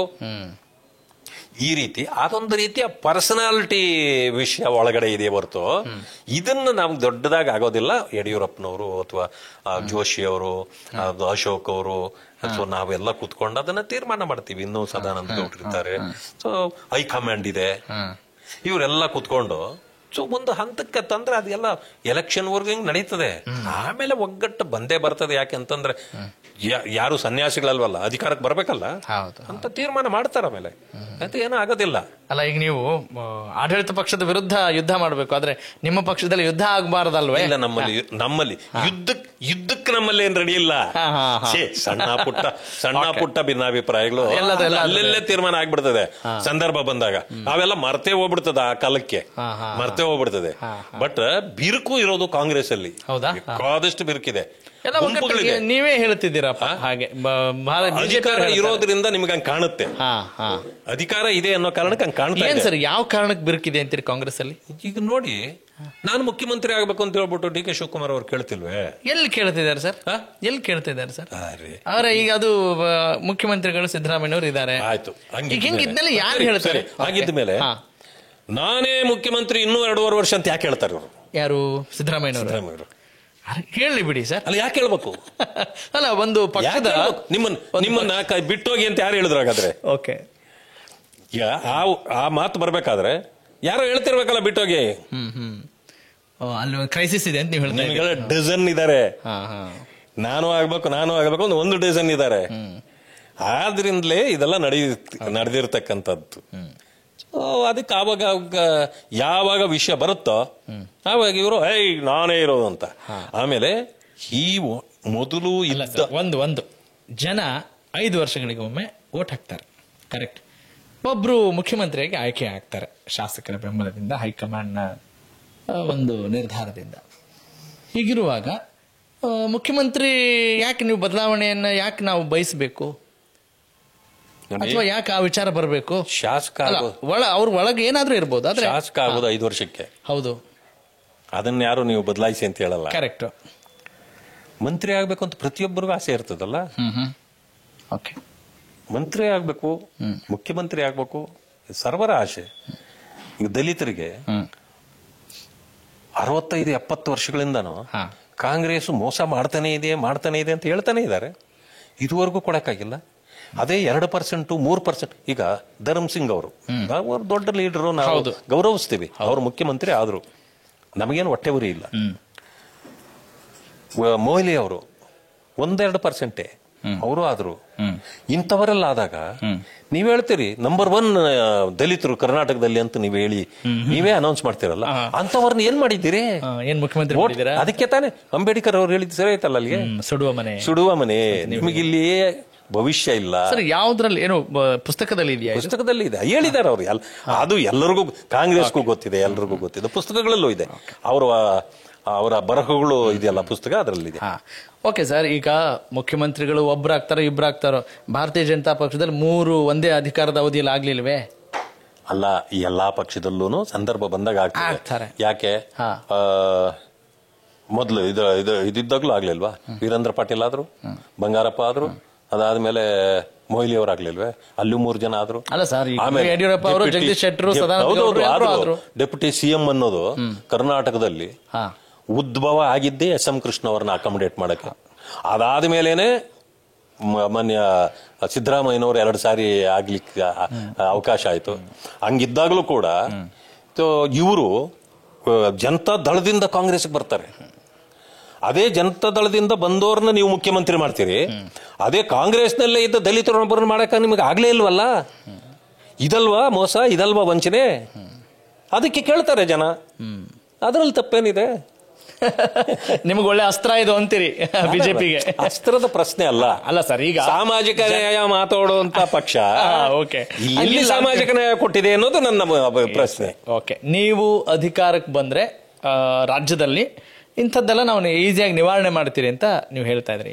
ಖಂಡಿತವಾಗ್ಲೂ ಸಮಾಜದ ಬಗ್ಗೆ ನಾವು ಗಮನ ಹಾಕ್ತೀವಿ ಅಂತ ನೀವು ಹೇಳ್ತೀವಿ. ನಾವು ಸಾಮಾಜಿಕ ನ್ಯಾಯ ಅಂತ ಅವ್ರು ಹೇಳ್ಕೊಂತಾರೆ, ನೀವು ತೋರಿಸ್ತೀರಿ, ನಾವು ಕೊಡ್ತಾ ಇದ್ದೀವಿ. 75 ವರ್ಷ ಆಯ್ತು ಒಬ್ಬರನ್ನ ಡೆಪ್ಯೂಟಿ ಸಿಎಂ ಮಾಡ್ಲಿಕ್ಕೆ ಕಾಂಗ್ರೆಸ್ ಅಲ್ಲಿ. ಅದೂ ಅವಕಾಶನೇ ಇರಲಿಲ್ಲ ದಲಿತರನ್ನ ಮಾಡುವಂತದ್ದು. ಕುಮಾರಸ್ವಾಮಿ ಮುಖ್ಯಮಂತ್ರಿ ಆಗಿದ್ರಿಂದ ಇವ್ರಿಗೆ ಪರಮೇಶ್ ಜಿ ಅವರಿಗೆ ಅವಕಾಶ ಸಿಕ್ಕೋಯ್ತು. ಇಲ್ಲಾಂದ್ರೆ ಅದು ಆಗ್ತಿರ್ಲಿಲ್ಲ. ಅಂದ್ರೆ ನಮ್ಮಲ್ಲಿ ಹೋರಾಟ ಇಲ್ಲ, ಚೀರಾಟ ಇಲ್ಲ, ಕೇಳಿಲ್ಲ. ಕಾರಜೋಳ ಅವ್ರನ್ನ ನಾವು 2ನೇ ಅವಧಿಗೆ ಮಾಡಿರ್ತೀವಿ ಅಲ್ಲ. ಅಂದ್ರೆ ಅದ್ಭುತಗಳನ್ನ ಮಾಡುವಂತದ್ದು ಅದು ಭಾರತೀಯ ಜನತಾ ಪಕ್ಷದಲ್ಲಿ ಮಾತ್ರ ಸಾಧ್ಯವೇ ಹೊರತು ಕಾಂಗ್ರೆಸ್ ಅಲ್ಲಲ್ಲ.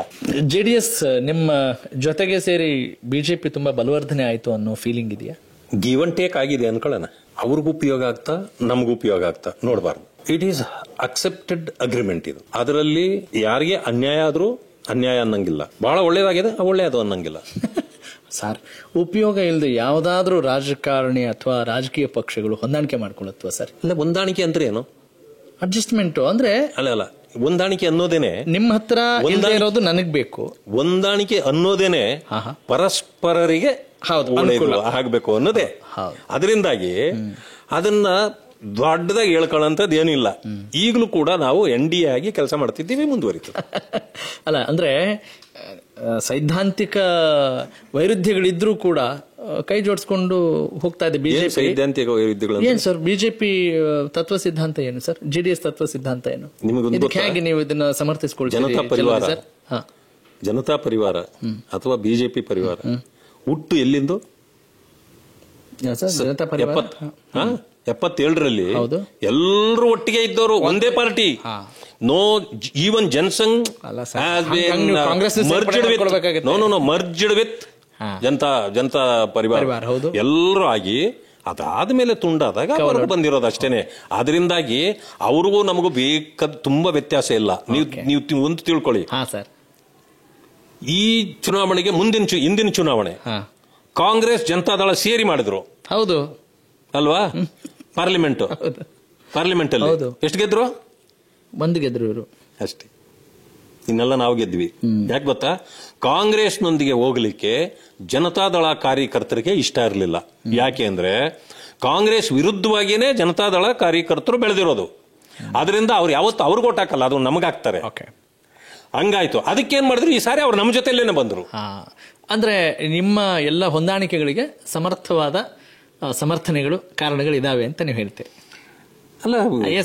ವಿದ್ಯೆ ಇರ್ತವೆ. Correct, got it sir. ನಂಗೆ ಬಹಳ ಖುಷಿ ಏನು ಅಂತ ಹೇಳಿದ್ರೆ, ನಿಮ್ಮನ್ನು ನೋಡಿದಾಗ ನಂಗೆ ಸ್ವಲ್ಪ ಎಸ್ ಬಂಗಾರಪ್ಪನವರ ಛಾತಿ ನೆನಪಾಗುತ್ತೆ.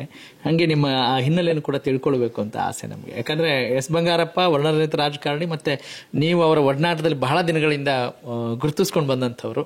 ಹಿಂಗೆ ಆ ನಿಮ್ಮ ವರ್ಚಸ್ಸು ಸದ್ಯದ ಪಕ್ಷದಲ್ಲಿ ಗುರುತಿಸ್ಕೊಳ್ಳಿಕ್ಕೆ ಯಾವೆಲ್ಲ ಅನುಕೂಲ ಆಗ್ತಾ ಇದೆ ಅಂತ ಸ್ವಲ್ಪ ನಿಮ್ಮ ಮೆಮೊರೀಸ್ ನ ತಂದ್ಕೊಡ್ಬೋದಾ? ನಾನು ಅನೇಕರ ಜೊತೆಲಿ ಕೆಲಸ ಮಾಡಿರ್ಬೋದು, ಮಾಡಿದ್ರು ಕೂಡ ನನಗೆ ರಾಜಕೀಯವಾಗಿ ಗುರು ಅಂತ ನಾನು ಇವತ್ತಿಗೂ ಒಪ್ಪೋದು ಅದು ಎಸ್ ಬಂಗಾರಪ್ಪ ಅವರು, ಸಾರೇಕೊಪ್ಪ ಬಂಗಾರಪ್ಪ. ಯಾಕೆ ಅಂತಂದ್ರೆ ಅವರಲ್ಲಿ ಅಂತಂತ ಗುಣಗಳಿದ್ವು.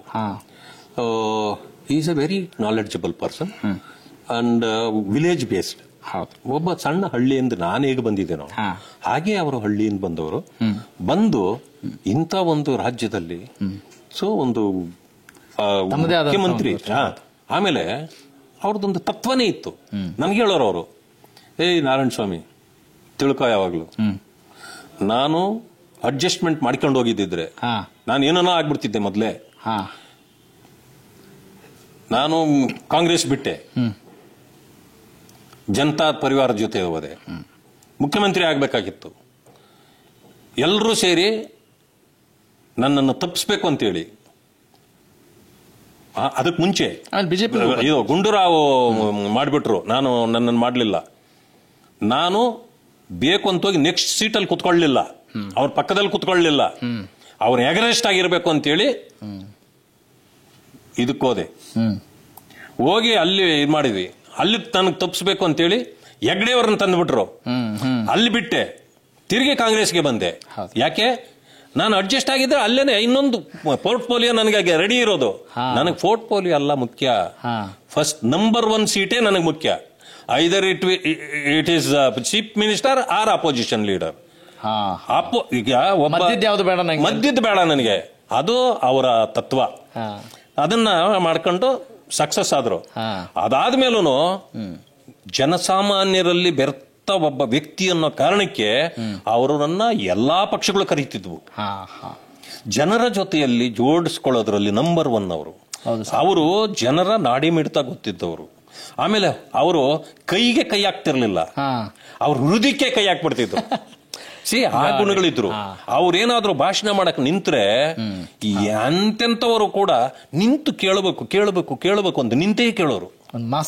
ಅಂತ ಮಾಸ್ ಲೀಡರ್ಶಿಪ್ ಇತ್ತು. ಆ ರೀತಿ ಬಂದವರು.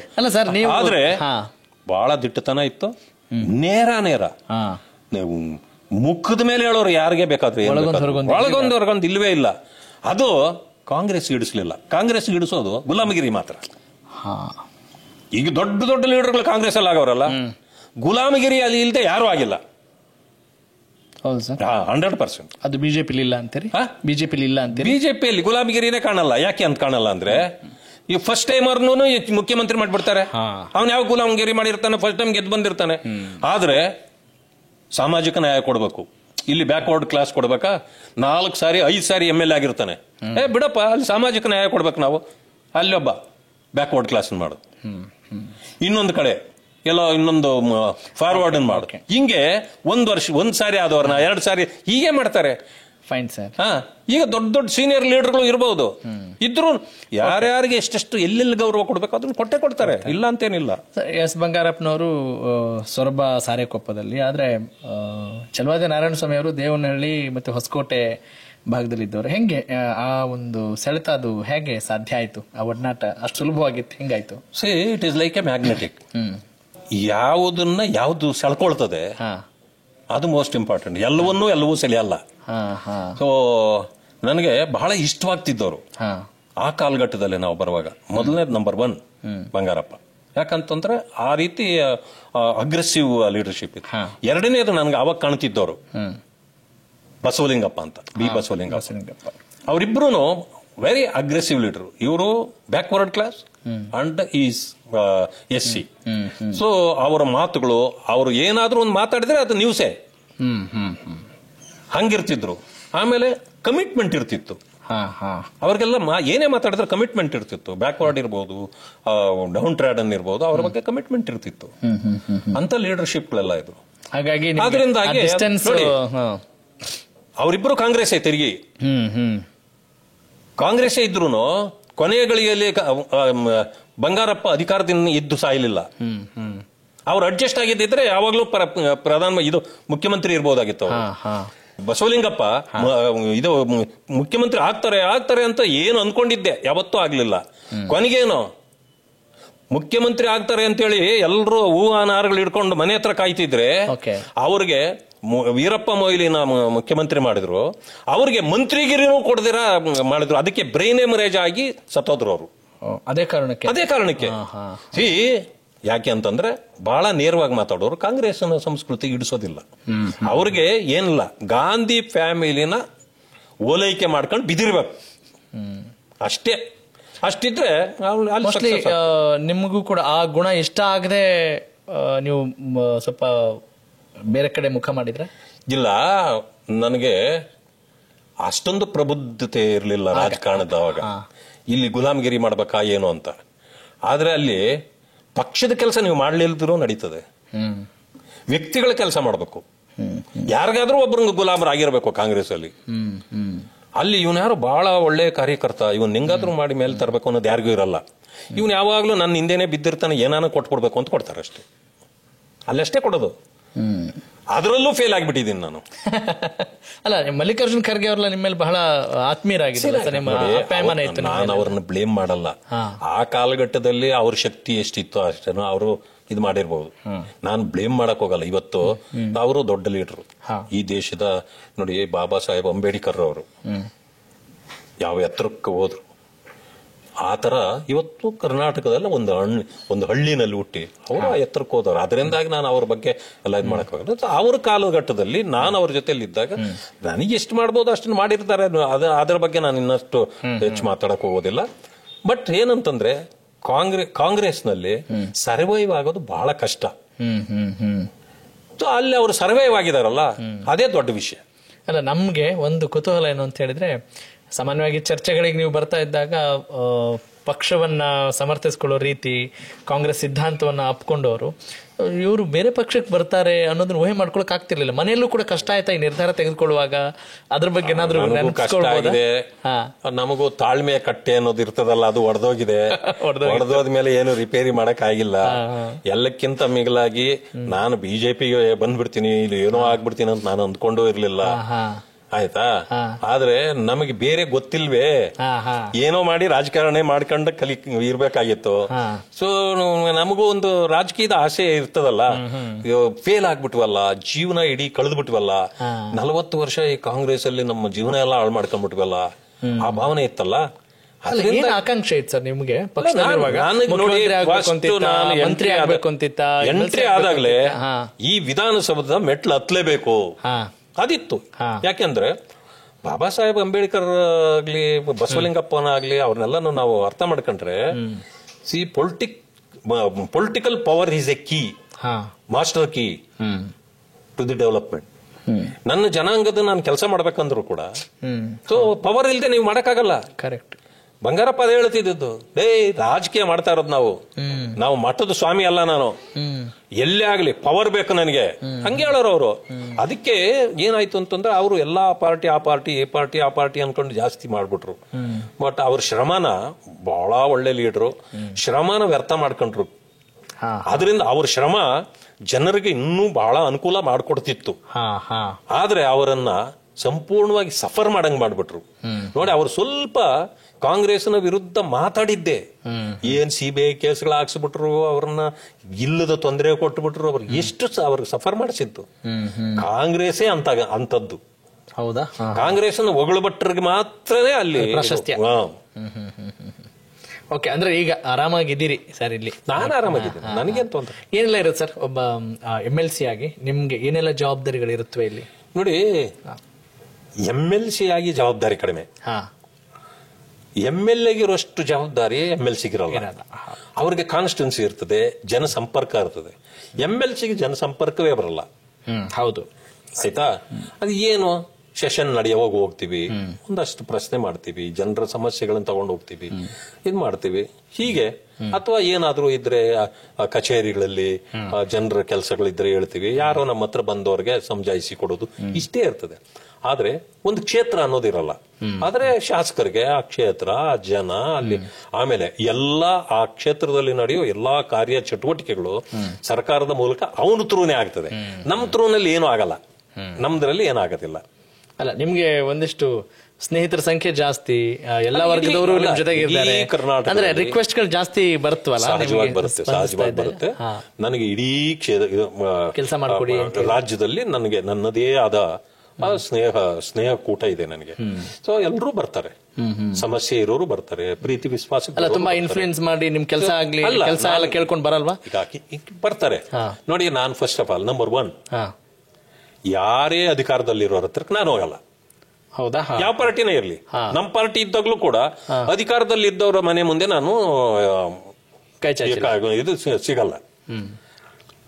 ಎರಡನೇದು, ಟ್ರಾನ್ಸ್ಫರ್ ಅಂದ್ರೆ ನಾನು ಅದಕ್ಕೆ ಕೈ ಹಾಕಲ್ಲ. ಏನಾಗಿದೆ, ಟ್ರಾನ್ಸ್ಫರ್ ಅಂದ್ರೆ ದಂಧೆ ಅಂತಾಗಿದೆ. ಆಮೇಲೆ ನಾವ್ ಹೇಳಿದ್ರು ಅವ್ರು ಮಾಡಲ್ಲ. ಯಾಕೆ ಸರ್? ಯಾಕೆ ಅಂತಂದ್ರೆ ದಂಧೆ ಆಗಲ್ಲ. ಕೆಲಸ ಆಗಲ್ಲ ಅಂತ, ಅದರಿಂದಾಗಿ ನಾನು ಹೋಗಲ್ಲ, ವ್ಯಾಪಾರ ಆಗಲ್ಲ ಅಂತ. ಅಲ್ಲಮ್ಮ ನಾನು ಹೋಗಲ್ಲ. ಆಮೇಲೆ ನಿಮಗೂ ಕೆಟ್ಟ ಹೆಸರು ಅಲ್ಲ, ಕೆಟ್ಟ ನನಗೆ ಯಾಕೆ. ಆಮೇಲೆ ಹೋಗ್ಲಿ, ಜನರ ಕೆಲಸ ಮಾಡಲ್ವಾ, ಮಾಡ್ತೀನಿ. ಎಂತ ಕೆಲಸ ಮಾಡ್ತೀನಿ, ಜನ ಬರ್ತಾರೆ ನಮ್ಮ ಹತ್ರ.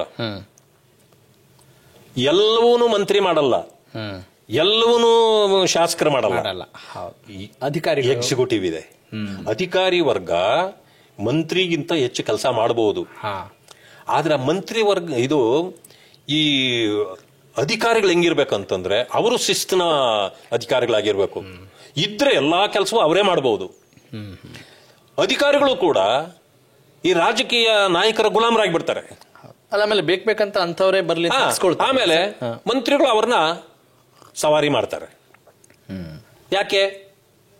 ಲಂಚ ಹೊಡೆಯೋದು, ಅದು ಇದು ಆಳು ಮೂಳು ಮಾಡಿಬಿಟ್ರೆ ಸಿಕ್ಕಾಕೊಂಡ್ಬಿಡ್ತಾರೆ ಇವರ ಕಪ್ಪಿ ಮುಷ್ಟಿಯಲ್ಲಿ. ಇವ್ರು ಹೇಳ್ದಂಗೆ ಕೇಳ್ಕೊಂಡು ಅವ್ರು ಹೇಳಿದ ಕೆಲಸ ಏನ್ ಹಾಕೊಂಡು ಹೋಗ್ತಾರೆ. ಕೆಲವು ಅಧಿಕಾರಿಗಳು ಇರ್ತಾರೆ ನೋಡಿ, ಖಡಕ್ ಆಗಿರ್ತಾರೆ ಅವರು, ದಕ್ಷ ಅಧಿಕಾರಿಗಳು.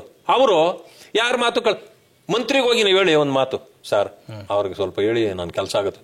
ಅವ್ರಿಗೆ ನಾನು ಹೇಳಲ್ಲಪ್ಪ, ಇದು ಅವರು ಬಹಳ ಅವರು ಬಹಳ ಸ್ಟ್ರಿಕ್ಟ್ ಅಪ್ಪ, ನೀನೇ ಹೋಗಿ ಮಾತಾಡ್ಕೋ ಹೋಗು ಮಂತ್ರಿಗಳಂತಾರೆ. ಯಾಕೆ ಅಂದ್ರೆ ಆ ಅಧಿಕಾರಿ ಶುದ್ಧನಾಗಿದ್ದಾನೆ ಅಂತವರನ್ನ ನೀವೇ ಹ್ಯಾಂಡಲ್ ಮಾಡಕ್ಕಾಗಲ್ಲ. ಇಲ್ಲ ಅಂತಂದ್ರೆ ಯಾವ್ದ್ರಲ್ಲೂ ವೀಕ್ನೆಸ್ ಅವ್ರದಿದ್ರೆ ನಿಮ್ಮದು ವೀಕ್ನೆಸ್ ಅವ್ರದ್ದು weakness minus into minus plus ಆಗತ್ತೆ. ಸರ್, ಆಮೇಲೆ ಆ ಫೋಟೋ ನೋಡ್ತಾ ಇದ್ದೆ, ಆ ಮೇಲಿನ ಫೋಟೋ ಮತ್ತೆ ಈಗ ನೋಡಿದ್ರು ಒಂದೇ ತರ ಇದೆ. ಅಂದ್ರೆ ಸ್ವಲ್ಪ ಯಂಗ್ ಲುಕ್ಕೇ ಇದೆ. ನೀವು ಈಗ 67 ವರ್ಷ ಅನ್ಕೊಳ್ತೀನಿ. ಹಿಂಗೆ ಇನ್ನು ಯೌವನ. ಆ ಫೋಟೋ ಯಾರೋ ರಾಘವ ಸೂರ್ಯ ಕೈಯಲ್ಲಿ ಸಿಕ್ಕೋಗಿದೆ. ಅವ್ರ ಅದಕ್ಕೆ ಹಚ್ಚಬಾರ್ದು ಬಣ್ಣ ಎಲ್ಲ ಹಚ್ಚಿ ತಗೊಳಕಿದ್ದಾರೆ. ನಾನ್ ನೋಡಿ ನಾನೇನಾದ್ರು ಈಗೇನಾದ್ರು ನೀವು ಬಂದ್ರಿ, ನಾನೇನಾದ್ರು ಪೌಡರ್ ಹಾಕೋದು ಏನಾದ್ರು ಮಾಡಿದ್ನ, ನನಗೆ I like naturality. So natural ಆಗಿ ನಾನೇನೋ ನಾನು ಅದೇ ಅಲ್ವಾ. ಅದರಿಂದಾಗಿ ನಾನೇನೋ ಅದೆಲ್ಲ ಮಾಡೋದಿಲ್ಲ. ಹಿಂಗೇನ್ ಮಾಡ್ತಾರೆ ಎಲ್ಲ ಹುಡುಗರು, ಏನೋ ಮಾಡಿ ತಗೊಂಬಂದಲ್ಲ ಹಾಕಿ. ಆದ್ರೂ ಒಂದು ಉತ್ಸಾಹ ಇದೆ ನನಗೇನು. ದೇವ್ರು ಒಳ್ಳೆ ಆರೋಗ್ಯ ಕೊಟ್ಟಿದ್ದಾರೆ, ಜನ ಕೊಟ್ಟಿದ್ದಾರೆ. ಎಲ್ಲರ ಜೊತೆಯಲ್ಲೂ ಪ್ರೀತಿ ವಿಶ್ವಾಸ ಗೌರವಗಳಿಂದ ಹೀಗೆ ಕಳಿಬೇಕು. ನನ್ನ ಕೈಯನ್ನ ಕೆಸರು ಮಾಡ್ಕೊಳ್ಬಾರದು. ಬಟ್ ಕೆಸರಲ್ಲಿರೋ ಕಮಲದಲ್ಲಿದ್ದೀರಿ, ಕಮಲನ ಅದು ಬಹಳ ನೀಟ್ ಸರ್. ನೀವು ಒಪ್ಪ ವರ್ಣ. ಸಾಮಾನ್ಯ ಪೊಲಿಟಿಷಿಯನ್ಸ್ ಇರ್ತಾರೆ, ಆದ್ರೂ ನೀವೊಂದ್ ಸ್ವಲ್ಪ ವಿಶೇಷತೆ ಇದರಲ್ಲಿ. ಇಂಥ ನಾಯಕರು ಅಂತ ರೋಲ್ ಮಾಡಲ್ ಏನಾದ್ರು ಇದ್ದಾರಾ ಬಂಗಾರಪ್ಪನವ್ರ ಹೊರತುಪಡಿಸಿ? ಅದಕ್ಕೆ ನಾವು ಬಾಬಾ ಸಾಹೇಬ್ ಅಂಬೇಡ್ಕರ್ ತಗೋಬೇಕು. ಹೌದಾ? ಯಾಕೆ ಅಂದ್ರೆ ಅವ್ರ ಉದ್ದೇಶವೇ ನಮಗೆ ಹೊಟ್ಟೆಗಿಲ್ದೇ ಇರಬಹುದು, ಆದ್ರೆ ನಾವು ಸ್ವಚ್ಛಂದವಾಗಿರ್ಬೇಕು. ಜನರ ಮುಂದೆ ನಮ್ಮ ಅಪಿಯರೆನ್ಸ್ ಬಡತನದ ಅಪಿಯರೆನ್ಸ್ ಇರಬಾರ್ದು. ಅದನ್ನ ಅವರು ತೋರಿಸ್ಕೊಟ್ರು. ಇಲ್ಲಿ ಎರಡನ್ನು ತಗೊಳ್ಬೇಕು ನೀವು. ಮಹಾತ್ಮ ಗಾಂಧಿ ಬಡವರಲ್ಲ, ಹೌದು, ಶ್ರೀಮಂತಿಕೆ ಇರ್ತಕ್ಕಂತ ಒಬ್ಬ ಸರಳ ವ್ಯಕ್ತಿ. ಅಲ್ಲಲ್ಲ, ಶ್ರೀಮಂತಿಕೆ ಇರ್ತಕ್ಕಂತ ವ್ಯಕ್ತಿ. ಹೌದು. ಅವರು ಯಾರನ್ನ ಪ್ರತಿನಿಧಿಸ್ತಿದ್ರೋ ಅದಕ್ಕೆ ಅವ್ರೇನ್ ಮಾಡಿದ್ರು, ಸಿಂಪ್ಲಿಸಿಟಿ ಬೇಕು, ಸರಳತೆ ನಮ್ಮಲ್ಲಿ ಬರಬೇಕು. ಅದಕ್ಕೇನ್ ಮಾಡಿದ್ರು, ಅವ್ರ ಮೇಲೆ ಹಾಕೋ ಬಟ್ಟೆಯನ್ನೇ ತ್ಯಜಿಸಿದ್ರು. ಅವರು ತ್ಯಜಿಸಿ ಕೆಲವರು ಅವ್ರನ್ನ ಫಕೀರ್ ಅಂತ ಕರೆದ್ರು. ಅವ್ರನ್ನ ಅಂದ್ರೆ ಬಡತನನ್ನ ಪ್ರದರ್ಶನ ಮಾಡಿದ್ರು. ಕಡು ಬಡತನದಲ್ಲಿ ಹುಟ್ಟಿದ ಅಂಬೇಡ್ಕರ್ ಅವರು ನಾನು ಬಡವನಲ್ಲ, ನನ್ನನ್ನ ಯಾರು ಇದು ತಿಳಿಯಂಗಿಲ್ಲ, ನನ್ನ ಜನ ಬಡವರು ಇರ್ಬೋದು, ಆದ್ರೆ ನಾವು ಇದರಲ್ಲಿ ಶ್ರೀಮಂತಿಕೆಯನ್ನೇ ನಾವು ಪ್ರದರ್ಶನ ಮಾಡಬೇಕು ಅಂತೇಳಿ. ಅಂದ್ರೆ ಇವರು ಹೆಚ್ಚಿಸ್ಕೊಂಡು ತೋರಿಸಿದ್ರು ಜನ ನೀವು ಹಿಂಗ್ ಬದುಕಬೇಕು ಅಂತ. ಗಾಂಧೀಜಿಯವರು ಅವರು ತಗ್ಗಿಸ್ಕೊಂಡು ತೋರಿಸಿದ್ರು. ಸರಿ, ಈ ಭಾವನೆಗಳು ಬರಬೇಕು. ಅಂದ್ರೆ ನೀವು ಎರಡನ್ನೂ ಒಪ್ತೀರಿ ಅಲ್ಲ? ಅಲ್ಲ, ಎರಡನ್ನೂ ಒಪ್ಪಬೇಕು. ಅವರವರ ಇದರಲ್ಲಿ ಅವರವರದೇ ಸೇವೆಗಳಿದೆ. ನಾನು ಯಾರನ್ನು ಅವರವರ ಕ್ಷೇತ್ರಗಳಲ್ಲಿ ಅವ್ರು ಮಾಡಿದ್ದಾರೆ. ಈಗ ಕೆಲವು ಸಂದರ್ಭಗಳು ಬಂದಾಗ ದಲಿತರಿಗೆ ಗಾಂಧಿಯವರಿಂದ ಅನ್ಯಾಯ ಆಯ್ತು ಅಂತ ಹೇಳ್ತಕ್ಕಂಥವ್ರು ಲಕ್ಷಾಂತರ ಜನರಿದ್ದಾರೆ, ಕೋಟ್ಯಾಂತರ ಜನರಿದ್ದಾರೆ. ಅದನ್ನ ನಾನು ತುಂಬಾ ಹಿಂದಕ್ಕೆ ಚರಿತ್ರೆಗಳಿಗೆ ಹೋಗಿ ನಾನು, ಯಾಕಂದ್ರೆ ನಾನು ಚರಿತ್ರೆಯನ್ನ ಇದು ಮುಂದಿಟ್ಕೊಂಡು ಮಾತಾಡಬಾರ್ದು. ಅದು ನಡೆದು ಹೋಗಿರ್ತಕ್ಕಂಥವು, ಅವು ನನಗೆ ಈಗ ಅವಶ್ಯಕತೆ ಇಲ್ಲ. ಮುಂದೇನು ಅನ್ನೋದೇನೆ. ಈಗ ಬಾಬಾ ಸಾಹೇಬ್ ಅಂಬೇಡ್ಕರ್ ಅವರು ನಮಗೊಂದು ದಾರಿ ಮಾರ್ಗ ತೋರಿಸ್ಬಿಟ್ಟಿದ್ದಾರೆ. ಅದರಿಂದಾಗಿ ನಾವು ಹೆಂಗ್ ನಡ್ಕೊಳ್ಬೇಕು ಅನ್ನೋದನ್ನ ಅವ್ರ ಕಡೆಯಿಂದ ಕಲ್ತ್ಕೊಂಡ್ ಬಂದಿದ್ದೀವಿ. ಅದರಿಂದಾಗಿ ಎರಡನೇ ಬಂಗಾರಪ್ಪನವ್ರು ಏನೇ ಮಾಡಿದ್ರು ಎಷ್ಟು ನೀಟಾಗಿ ಅವನೊಂದು ಹೇಳ್ತಿದ್ರು. ನಾನು ಸಣ್ಣವನಿದ್ದೆ, ನಾವು ಎಲೆ ತೋಟ ಇತ್ತು, ಎಲೆ ತೋಟದಲ್ಲಿ ಎಲೆ ಕಿತ್ತು ನಮ್ಮಪ್ಪ ನಮ್ಮನ್ನೆಲ್ಲ ಸಾಕ್ತಿದ್ದ. ನನ್ನನ್ನು ತಗೊಂಡೋಗಿ ಧಾರವಾಡದಲ್ಲಿ ಓದೋಕೆ ಅಂತೇಳಿ ಬಿಟ್ಟಾಗ ಅಲ್ಲೊಂದು ನಾಟಕ ಬರ್ತಿತ್ತು, ಅದರಲ್ಲಿ ನಾನು ಪಾತ್ರ ಮಾಡ್ಬೇಕಾಗಿತ್ತು. ವೈಟ್ ಶರ್ಟ್ ಬೇಕಾಗಿತ್ತು ನನಗೆ, ನಮ್ಗೆ ಹೇಳಿರೋ ಕತೆ ಅವರು. ವೈಟ್ ಶರ್ಟ್ ಬೇಕಾಗಿತ್ತು, ಒಂದು ಚಡ್ಡಿ ಬೇಕಾಗಿತ್ತು. ಅವ್ರ ಹತ್ರ ದುಡ್ಡಿರ್ಲಿಲ್ಲ, ಆದ್ರೂ ನನಗೆ ಹಠ ಮಾಡಿದೆ, ಒಂದು ಶರ್ಟ್ ಹೊಲಿಸ್ಕೊಟ್ರು. ಆದ್ರೆ ನಾನು ಒಂದು ದಿನಾನೂ ಅದನ್ನು ಒಗಿಲೇ ಇಲ್ಲ. ಯಾಕಂತಂದ್ರೆ ಹೊಸದ್ ಕೊಟ್ಟಿಸಿದ್ದಾರೆ ಅಂತ ಹೇಳಿ ನಾನು ಆವಾಗ ನೆಗಡಿ ಬಂದು ಮೂಗ್ ಸುರ್ತಿದ್ರು ಕೈಯಲ್ಲಿ ಆ ಇರೋದನ್ನೇ ಹಾಕಿ ಹಿಂಗ್ ತೀಡಿ ಅದೆಲ್ಲ ರಟ್ಟಾದಂಗ ಆಗೋಗ್ಬಿಟ್ಟಿತ್ತು. ಆದ್ರೆ ನನಗೆ ಹೊಸದು ಹಂಗಿರ್ಬೇಕು ಅನ್ನೋದು ನನಗೆ ಆಸೆ. ಆ ಅನುಭವಗಳನ್ನೆಲ್ಲ ಹೇಳ್ತಿದ್ರು ಅವರು. ಹಾಗೆ ನಮ್ಗೆ ಇವತ್ತಿಗೂ ಅಷ್ಟೇ, ನಾವು ಏನು ತಿಂತೇವೆ ಉಣ್ತೇವೆ ಇಂಪಾರ್ಟೆಂಟ್ ಅಲ್ಲ. ನಾವು ಹೊರಗಡೆಗೆ ಹೋದಾಗ ನಾವು appearance should be good with everybody. So ಅದನ್ನ ನಾನು ಇವತ್ತಿಗೂ ಪ್ರೆಸೆಂಟೇಬಲ್ ಆಗಿರ್ತೀರಿ ಯಾವಾಗ್ಲೂ. ಸೊ ಅವರೆಲ್ಲರಿಂದನೂ ಕಲ್ತಿರ್ತಕ್ಕಂಥದ್ದು. ಅಲ್ಲಿ ಎಸ್ ಬಂಗಾರಪ್ಪ ಅವರ ಮಕ್ಕಳ ಜೊತೆ ಎಲ್ಲ ಒಡನಾಟ, ಕುಮಾರ್ ಬಂಗಾರಪ್ಪ ನಂದು ಯಾರ ಜೊತೆಯಲ್ಲೂ ನಂದು ಅತಿನೂ ಇಲ್ಲ, ಕಡಿಮೆನೂ ಇಲ್ಲ. ಸೊ ಅವರು ಇವತ್ತಿಗೂ ಮಧು ಮಾತಾಡ್ತಾರೆ ಸಿಕ್ಕಿದಾಗ, ಕುಮಾರು ಕೂಡ ಮಾತಾಡ್ತಾರೆ ಸಿಕ್ಕಿದಾಗ. ನನ್ಗೇನು ಯಾರ ಮೇಲೂ ವೈರಾಗ್ಯ ಇಲ್ಲ. ಹೇಗೆ ಸರ್, ಈಗ ನಾವು ಮುಂಚೆ ಎಲ್ಲ ಮಾತಾಡ್ತಾ ಇರುವಾಗ ನಿಮ್ಮ ಹೇರ್ ಕಟ್ ನೀವೇ ಮಾಡ್ಕೊಳ್ತಾ ಇದ್ರಿ, ಈಗಲೂ ನೀವೇ ಮಾಡ್ಕೊಳ್ತೀರಾ ನಿಮ್ಮ ಹೇರ್ ಕಟ್? ಖಂಡಿತ. ಅದು ರೂಢಿಯಾಗಿ ಬಂದಿರೋದು. ಕಾರಣ ಏನಂತಂದ್ರೆ ನಾವು ಅದು ಹಳ್ಳಿಗಳಲ್ಲಿ ಇರ್ತಿದ್ವಿ. ಹಳ್ಳಿಗಳಲ್ಲಿ ಇದ್ದಾಗ ನಮ್ಗೆ ಯಾರು ಹೇರ್ ಕಟ್ ಮಾಡ್ತಿರ್ಲಿಲ್ಲ. ಸೊ ನಮ್ಮ ತಂದೆಯವ್ರು ಏನ್ ಮಾಡೋರು, ನಾವು ಶಾಲೆಗೆ ಪ್ರಥಮವಾಗಿ ಹೋದಾಗ, ಫಸ್ಟ್ ಸೆಕೆಂಡ್ ಸ್ಟ್ಯಾಂಡರ್ಡ್ ಹೋದಾಗ ಅವ್ರು ಏನ್ ಮಾಡೋರು ಅಂತಂದ್ರೆ 3 ತಿಂಗಳಿಗೆ 4 ತಿಂಗಳಿಗೆ ಯಾರಾದ್ರೂ ಒಬ್ರು ಬರ್ತಿದ್ರು, ಹಳ್ಳಿಗೆ ಬರ್ತಿದ್ರು. ಅವ್ರೇನ್ ಮಾಡೋರು, ಈ ಹಿರಿಯರಿಗೆಲ್ಲ ಬಂದು ಮತ್ತು ಕಟಿಂಗ್ ಮಾಡಿ ಹೋಗ್ಬಿಡೋರು. ವರ್ಷಕ್ಕೊಂದ್ಸಾರಿ ಬಂದು ಏನ್ ಬೆಳೆ ಆಗಿರ್ತದಲ್ಲ ದವಸ ತಗೊಂಡು, ಆ ಪದ್ಧತಿ ಇತ್ತು ಅವಾಗ, ಅವ್ರು ಹೋಗ್ಬಿಡೋರು. ನಮ್ಗೆಲ್ಲ ಹಿಂಗ ಬೆಳೆದ್ಬಿಟ್ಟಿದ್ರು, ಎಲ್ರಿಗೂ ಮಾಡಕ್ ಆಗ್ತಿರ್ಲಿಲ್ಲ. ಅವ್ರು ನಮ್ಗೆ ಬಿಟ್ಟು ಸಣ್ಣವ್ರು ಹುಡುಗರು ಬಿಟ್ಟು ಹೋಗ್ಬಿಡೋರು. ನಮ್ ತಂದೆಯವ್ರು ಏನ್ ಮಾಡೋರು ಅಂತಂದ್ರೆ, ಒಂದು ಈ ರೀತಿ ಒಂದು ಏನೋ ಗುಡಿ ಅಂತ ಬರುತ್ತೆ, ಅದನ್ನ ತಲೆ ಮೇಲೆ ಇಟ್ಬಿಟ್ಟು ಸುತ್ತಲೂ ಕಟ್ ಮಾಡ್ಬಿಡೋರು. ತುಂಬಾ ಬೆಳೆದ್ಬಿಟ್ಟಿದೆ, ಅದನ್ನೇ ಇಟ್ಕೊಂಡು ನಾವು ಇದು ಹೋಗ್ತಿದ್ವಿ, ಏನೋ ತಲೆ ಮೇಲೆ ಹಾಕದಂಗಿರೋದು ನಮ್ಗೆ. ಸೊ ಹಂಗೆಲ್ಲ ಬೆಳೆದು ಬರ್ತಿದ್ವಿ. ಅದಾದ್ಮೇಲೆ ಸ್ವಲ್ಪ ದಿವಸಗಳ ಕಾಲ ನಾವು ವಿದ್ಯಾಭ್ಯಾಸ ಎಲ್ಲ ಮಾಡ್ಲಿಕ್ಕೆ ಅಂತೇಳಿ ಹೊರಗಡೆ ಬಂದಾಗ ನಾವು ಜಾತಿ ಗೊತ್ತಾದ್ರೆ ಅಲ್ಲಿ ಯಾರು ಮಾಡ್ತಿರ್ಲಿಲ್ಲ. ನನಗೊಂದು ಚಾಲೆಂಜ್ ಬಂತು, ಯಾಕೆ ಹೋಗ್ಬೇಕು ಇವ್ರ ಹತ್ರ? ನಮ್ಮಪ್ಪ ಇದೆಲ್ಲ ಮಾಡಿದಾಗ ನಾವು ಸಹಿಸ್ಕೊಂಡು ಹಂಗೆ ಇರ್ಲಿಲ್ವೇ, ಹಂಗೆ ನಮಗೂ ಬಂದಂಗೆಲ್ಲ ಕಟಿಂಗ್ ಮಾಡ್ಕೊಳ್ಳೋಣ ನಾವೇ ಅನ್ನೋ ಒಂದು ಇದಕ್ ಬಂದೆ. ಅದೇನೋ ಪ್ರಾಕ್ಟೀಸ್ ಆಗ್ತಾ ಆಗ್ತಾ ಆಗ್ತಾ ಇವತ್ತು ನನಗೇನು ಅದು ಅನ್ಸೋದೇ ಇಲ್ಲ. 10 ನಿಮಿಷದಲ್ಲಿ ನಾನು ಕಟಿಂಗು ಶೇವಿಂಗ್ ಎಲ್ಲ ನಾನೇ ಮಾಡ್ಕೊಂಡ್ಬಿಡ್ತೀನಿ. Super sir. ಸರ್, ಯಾವತ್ತಾದ್ರೂ ಅನ್ಸಿದ್ಯಾ ಜಾತಿಯ ಕಾರಣಕ್ಕಾಗಿ ಕೀಳರಿಮೆ ಆಗಿದ್ದಿಲ್ಲ, ಅನುಭವಗಳಾಗಿದ್ದಾವ ನಿಮಗೆ? ಇಲ್ಲ, ನನಗೆ ಅಷ್ಟಾಗಿ ಏನು ಒಂದಿಲ್ಲ. ಆ ಸಣ್ಣ ವಯಸ್ಸಿನಲ್ಲಿದ್ದಾಗ ಅದಾಗಿದ್ದೊಂದು ಬಿಟ್ರೆ, ಅದಾದ್ಮೇಲೆ ನಾನು ಈ ಜಾತಿ ಅಂತ ಅನೇಕರಿಗನ್ಸಿಲ್ಲ. ಅನೇಕರಿಗನ್ಸಿಲ್ಲ.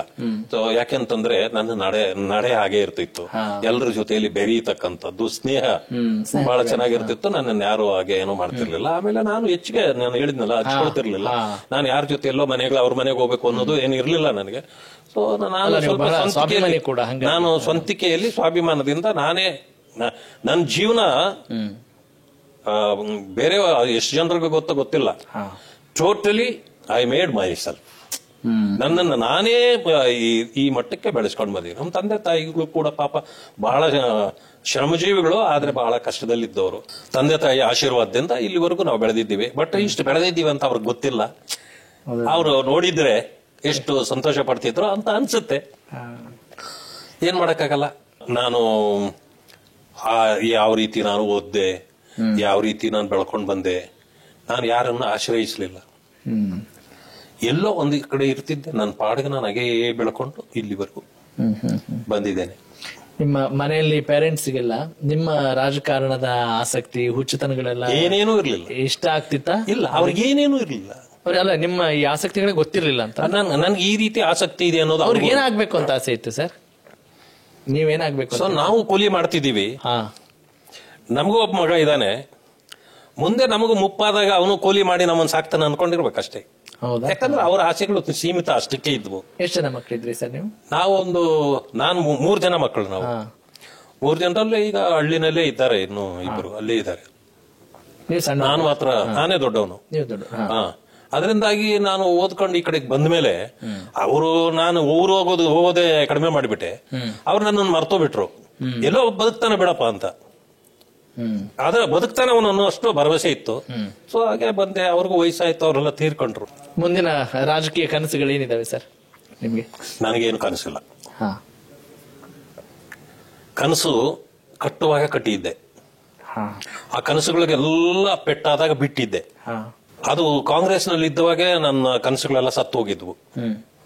ಇಲ್ಲೇನೂ ಆಗಲ್ಲ ಅಂತ ಅಲ್ಲೇ ಗೊತ್ತಾಗಿತ್ತು. ಸುಮ್ಮನೆ ಇನ್ನು ಬೇರೆ ಕೆಲಸ ಮಾಡಕ್ಕೆ ಏನು ನನ್ಗಿದಿಲ್ಲ, ಆತರ ಇಲ್ಲಿ ಇರೋದು ಬೇಡ ಅಂತ ತೀರ್ಮಾನ ಮಾಡಿದೆ. ಈ ಕಡೆ ಬಂದ ಮೇಲೆ ಭಾರತೀಯ ಜನತಾ ಪಕ್ಷದ ನಾಯಕತ್ವ ನನಗೆ ಅವಕಾಶಗಳನ್ನು ಕೊಡ್ತು. ಬಹಳಷ್ಟು ಜವಾಬ್ದಾರಿಗಳು ನಾನು ಅಂದ್ಕೊಂಡಿದ್ದೇನೆ. ನನಗೆ ಕೊಟ್ಟ ಅವಕಾಶಗಳನ್ನ ನಾನು ಜವಾಬ್ದಾರಿಯಿಂದ ನಿಭಾಯಿಸಿದ್ದೇನೆ ಅಂತ ನಾನು ಅಂದ್ಕೊಂಡಿದ್ದೇನೆ.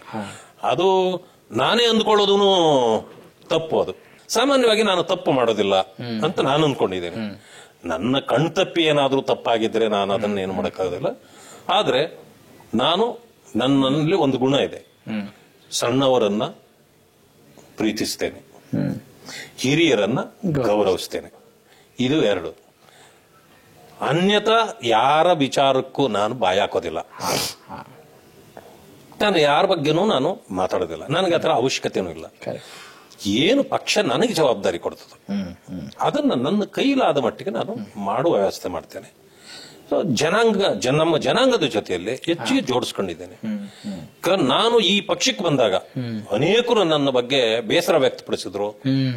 ಯಾಕೆಂದ್ರೆ ನನಗೆ ಯಾವ ರೀತಿ ಬಿಜೆಪಿ ಮೇಲೆ ಬೇಸರ ಇತ್ತೋ, ಅಥವಾ ಏನೂ ಗೊತ್ತಿಲ್ಲದೆ ನಾನು ಬಿಜೆಪಿಯನ್ನು ವಿರೋಧಿಸ್ತಿದ್ನೋ, ನನ್ನ ಜೊತೆಯಲ್ಲಿರೋರೆಲ್ಲ ಹಾಗೆ ಇದ್ರು.